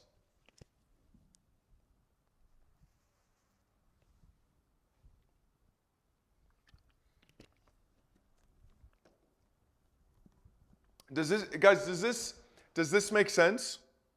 Do you see that structure? It's really helpful, I think, to understand Leviticus this way. Okay? But now God makes a way for them to come back into the house. So they just got taken out of the house because of death. And now he's making a way for them to come back in, to cleanse the house through the day of covering, and to cleanse his people. And we've already been talking about that, right? You guys feel like you guys could pass the test on the Day of Atonement? Okay. So what did the Day of Atonement have in it? Had what? Blood. Okay, so it starts with a priest. Okay, after he makes atonement for himself, where does he take? Yeah, where does he take the blood? Where to? Yes, he takes it in here.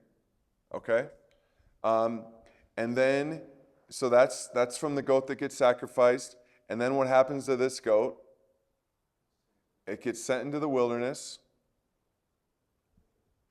Okay, and then throughout Israel's history, you have all of these wilderness goats and sacrificial all the way through. And God developed this based on who was the first sacrificial goat? Abel's first sacrificial, wilderness. Cain's the wilderness goat. Okay? And at each place, Adam and Eve,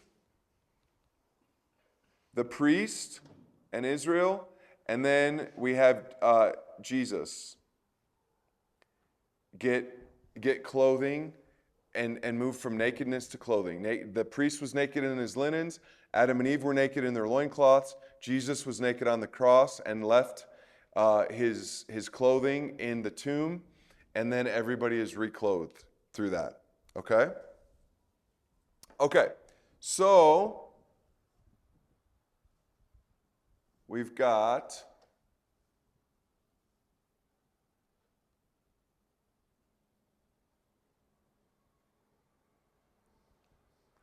all right, so far, what has all of this had to do with? What part of Israel's camp did this all have to do with? Did it have to do with Israel's tents or God's tent? God's tent. And then chapter 17 through 22 in Leviticus, those deal with purity outside God's house in Israel's camp. Okay, and you can just flip through those pages and see all of that stuff. It starts with that you can only sacrifice at God's house, which is talking to the people outside the camp.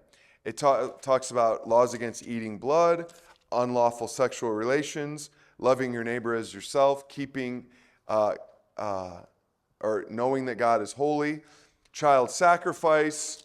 It has all kinds of camp punishments for sexual immorality, being holy. So it has to do with everything outside the camp. And then it gets back to feasting with God. Because if you've just been cleaned by the day of covering, if you keep purity in the camp, then there will be fellowship and feasting with God. That's the idea, okay? And that's kind of like, if you have fellowship with one another, you will have fellowship with God. If you hate your brother, you can't say that you have fellowship with God. So this is the outside, chapter 17 to 22 is the outside of the camp sort of stuff, okay? Outside of the camp enables you to feast with God. So let's talk a little bit about the feasts, okay? All right. So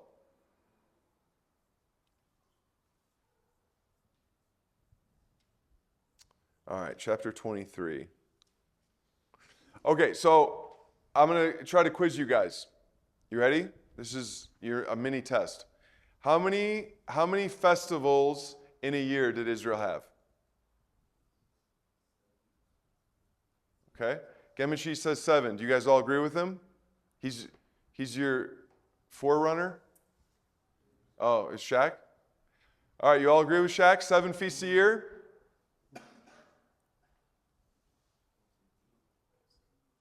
Okay, there are 3 that you have to be at. All the men have to go to these 3. Yeah, there are 3. But how many total feasts in a year?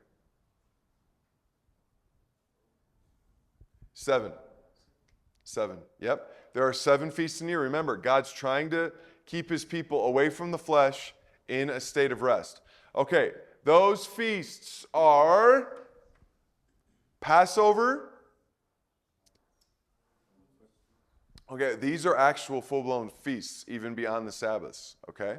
So it starts with Passover, which is on the 14th day of the first month. Okay, remember that was their new year, right? Passover. 14th day, which is like 2 Sabbaths. Okay, so 14th day, they have Passover. Okay. Then before first fruits, the 15th day begins the Feast of Unleavened Bread. Now, guys, I'm going to try to just show you how much these have to do with the number 7, okay? And I hope I don't miss anything when I do it. All right, so check it out. Passover is on the 14th day of the first month. That is 2 times 7, correct? Okay, that's Passover. That's their liberation. The day after Passover starts the Feast of Unleavened Bread, which is a day of rest, the first day and the 7th day.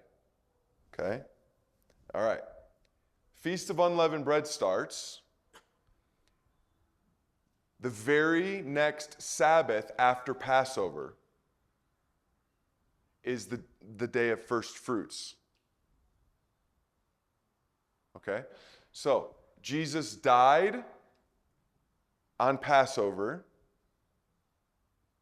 The Feast of Unleavened Bread started the next day when he's in the tomb.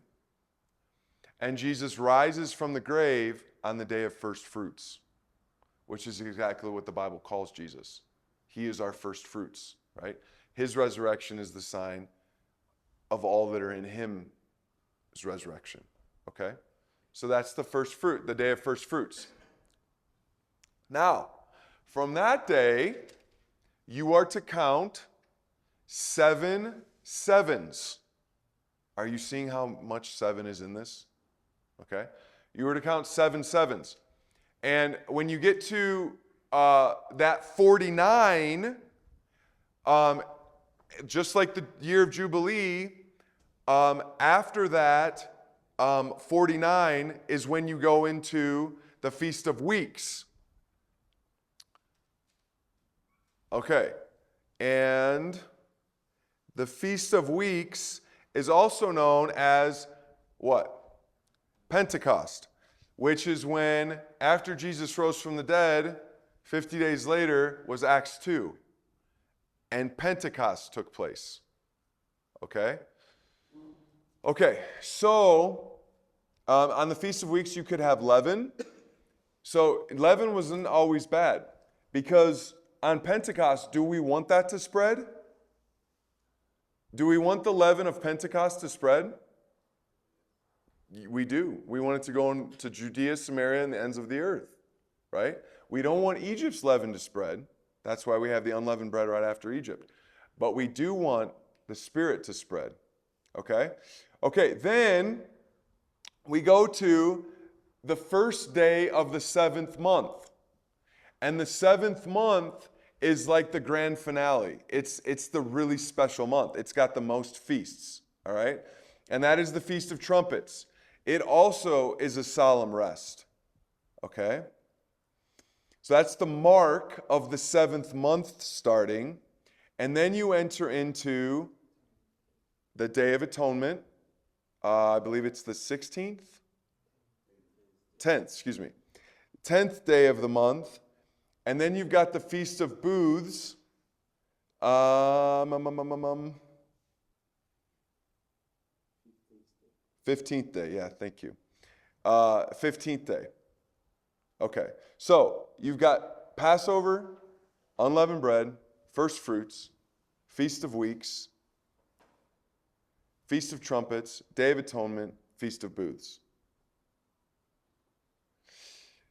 And then amid all of those 7 feasts, you have 7 days of total rest within those feasts. So it's like you're getting hit with the number 7 all through Israel's year, okay? Just over and over and over. Plus you've got a Sabbath every week. And then in chapter 25, you'll get into the sabbatical year and the year of Jubilee. And guys, what do all these things have to do with? The number 7. Because did day 7 ever end? It still has not ended. Day 7 is available. It's free. You can enter into the rest of Christ. So this is the significance of feasting with God. If you continue to live purely, you will feast with God. So just as everything gets good, what happens in the camp? We saw sin happen in the temple, in the tabernacle. Now what happens in the camp in chapter 24? Verse 10.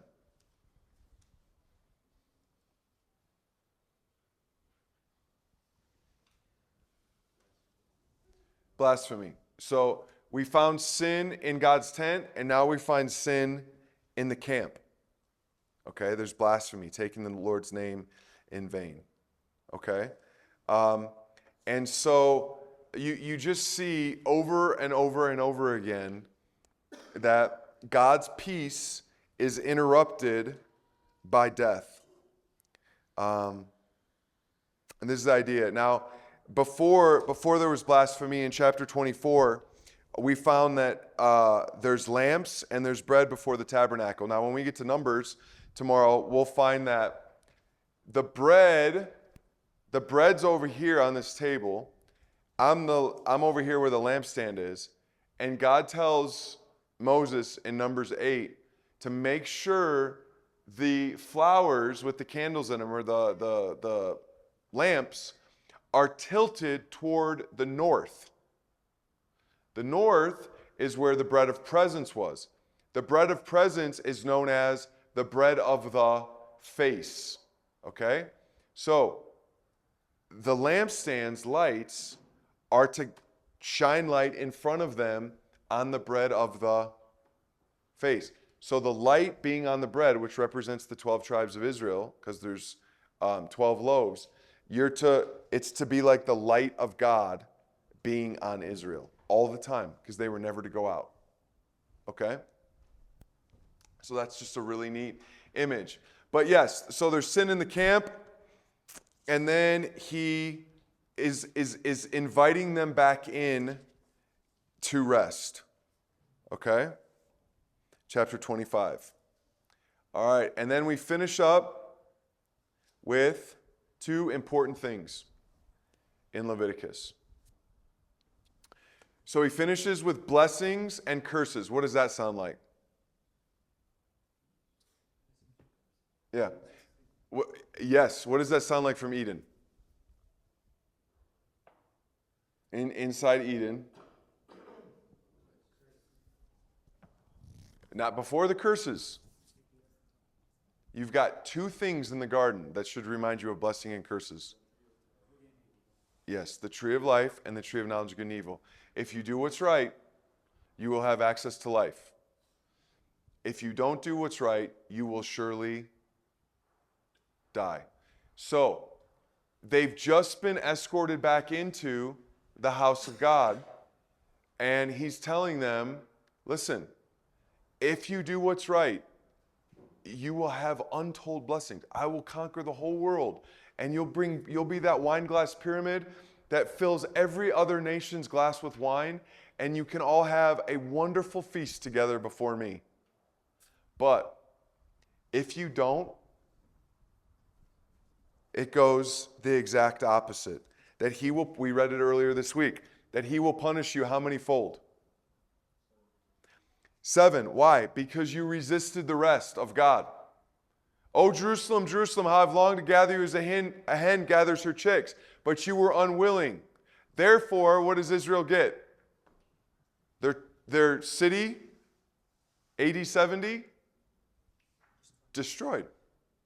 Because they refused rest.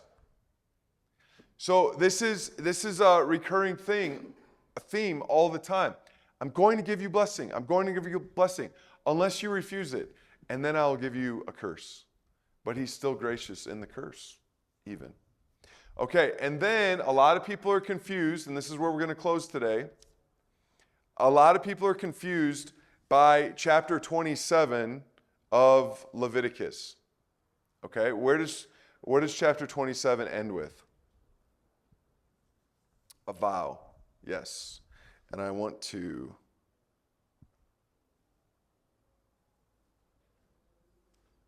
have you guys look up some verses here. Okay. All right, Netzanet, would you look up Psalm 22, 25 to 28? Esaias, would you look up Psalm 40, 9 and 10? Abel, will you look up Psalm 56, 12 and 13? Gemachis, would you look up Psalm 66, 13 to 15? Nathaniel, would you look up Psalm 116, 13 to 19? Okay. Now, guys, so it finishes with a vow offering. Okay.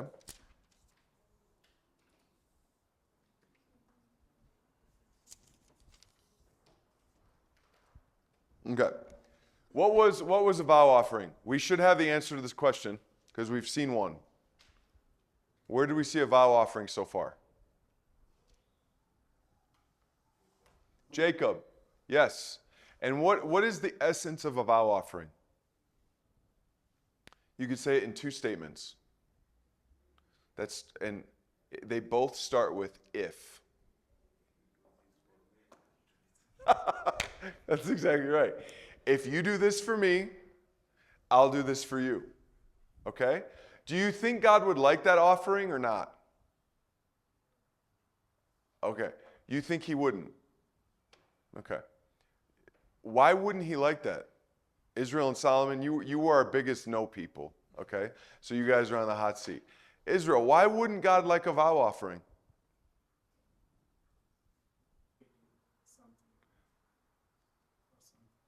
Okay, but it's not about them doing something for him. Like, they're coming to him because they want something done. So it's not about obedience. They're asking a favor. That's what Jacob does. He wants all the blessings that God promised him. So he says, if you do that, I'll do this. So Solomon, what do you think? Why wouldn't God like that? It feels corrupt. A bribe? Okay. All right. Are you guys ready for this? This is going to blow your minds. Okay. This, maybe apart from the peace offering, but it's found within the peace offering, this is God's favorite offering. Now, the peace is probably his favorite, but this is part of the peace offering. The vow offering is in the peace thanksgiving offering. It's a version of it. So, peace offering is probably his favorite, but vow offerings are huge to God. He loves to hold it out.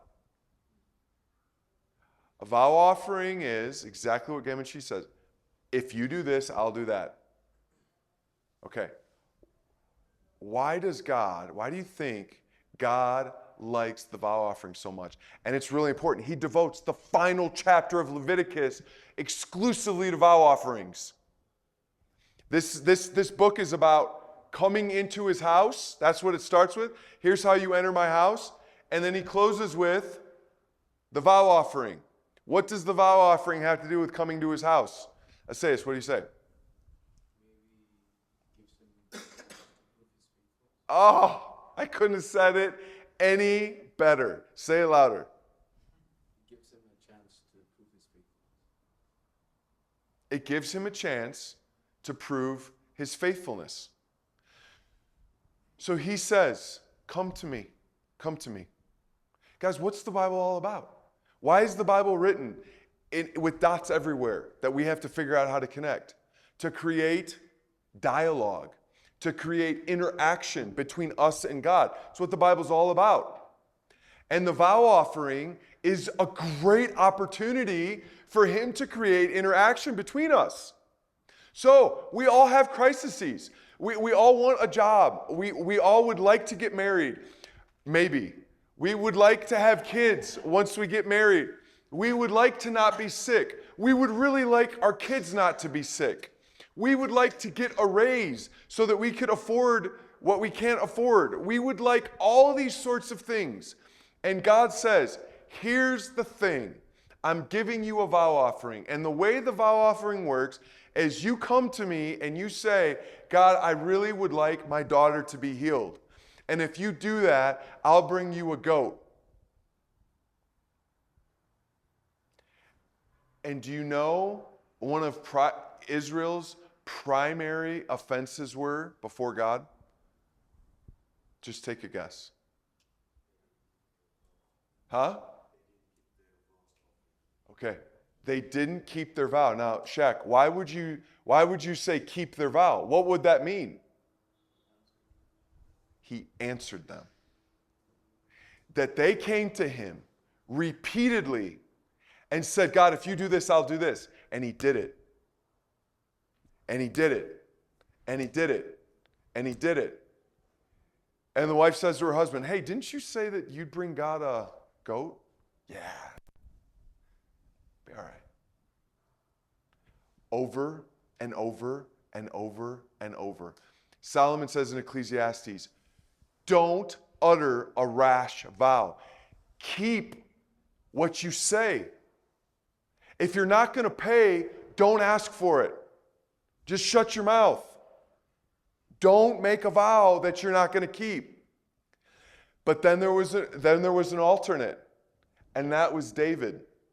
And the passages I gave you guys, you will get to see that there is this thing, because a vow was part of the peace offering, and we didn't have a ton of time to point this out, but when you read really slowly through the peace offering in Leviticus 7, I believe it is, 3 and 7 is the peace offering.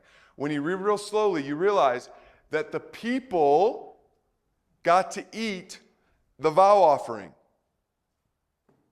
The people, not just the priests. This was, the Thanksgiving was one section of the offerings that you ate, not just the priests. And here's how it worked. You would invite people. So, Netzanet, you really would like a job. You're about to get married. You don't know how you're going to afford to live.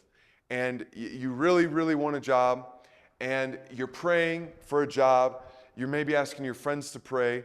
And and you throw up the vow offering. God, if you do this, I want to celebrate. I want to celebrate it. And God says, all right. And so we're going. It's like 2 months before you get married, you get a job that's going to help you and your wife. Okay? So what Net Senate does is he takes his vow offering to the tabernacle and he invites all of you guys. He gets there. You guys are all with him. He gives what he was going to give to God. The priests get a portion, and then you guys all get to eat.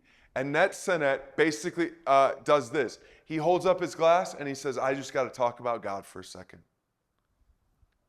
He saved me. He saved me and my wife. We were in dire straits. We didn't know where we were going to live. We didn't know how we were going to make it. And he gave me a job. And I want to celebrate him with you today. And you guys all eat and drink and celebrate. That was the vow offering. And David will repeatedly say, I keep my vows. And he expects God to be really happy about that. And God is. Okay? So, let's read this, and I'm going to explain to you what the essence of that is, okay? Here's what you're about to hear. What was the theological import for keeping your vow? What do you think that meant? Because did God need the goat? I mean, come on. Who needed to do the goat? Who needs the goat? Does God need it? We know he doesn't. He owns the cattle on 1,000 hills. Who's that goat for then? Who's it ultimately for? Okay. Here's the essence of the vow offering. The vow offering was, God, I came to you totally prostrate. I had absolutely no hope. There's nowhere else to turn to fix my problem. You're the only one that can fix my problem. And you fixed it. And I want you to know, when I'm bringing this goat, that I never got up. I'm still just like this. Like, I have not become independent. I'm still on my knees. Yes, I'm so happy my daughter got healed, but I'm still here. I haven't gotten up. And Israel's total history from start to finish was, God, please, oh God, please, please. He did it. Great. Oh, that's good. Oh, that's good. Yeah. So I'm gonna go live my life. And God is my genie in a bottle. And he will do what I want him to do. And then I'll just split and I'll go on. So who did they really want?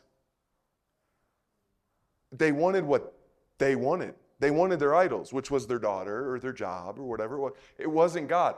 But keeping your vow was saying, God, I haven't shifted. Yes, this is fixed and I'm happy, but I'm still here. Because it's ultimately, you're the biggest thing. And if my daughter didn't make it, I'm still with you. That's the essence of the vow. And David never got up. And that's what you're about to hear in the verses. You're going to hear about people that say, it's my delight to praise you in the congregation. And that's what the vow offering was. It was praising him in the congregation. All right, who's got Psalms 22, 25 to 28? Do you see how the vow moves to the nations? Because guys, what is it going to do to your faith if Net Senate praises God in front of you and God's faithfulness? What are you going to start doing? You're going to start making vows, right? You're like, man, why didn't I do what Net Senate did? I wanted this, so I'm going to make a vow. And then you're going to praise him in front of your friends. Okay? So it goes to the nations. Psalm 40, 9 and 10. Who's got that? You see? Because he knows. If I did conceal it, you would not be happy. Because that's what's loving, is praising God publicly. You know? Okay. Psalm 56, 12 to 13. Isn't that beautiful? Guys, you got to picture David doing this with his friends and family. And I think they were supposed to invite the poor too. The afflicted. Yeah, because you mentioned the afflicted, didn't you? The afflicted will eat and be glad. So this was not just your close friends and family. This was the poor people in your area too. Okay? All right. Let's see. Psalm 66, 13 to 15. Okay, and then 16 to 19, please, from that chapter. Yeah. You see how happy that guy is from what God did? 116, 13 to 19. Do you see the public aspect of these vows? And that's why God loved it. It's exactly what it said. It gave God an opportunity to show himself faithful, which would then, Lord willing, be proclaimed among all who needed to hear it, including the afflicted. And this is the passage I'm going to close with that really lays Israel to shame. You ready? Okay, this is from Psalm chapter 50. Psalm chapter 50 and verse 7. Hear, O my people, and I will speak. O Israel, I will testify against you. I am God, your God. Catch this. Not for your sacrifices do I rebuke you. Your burnt offerings, your olah, your ascension offerings are continually before me.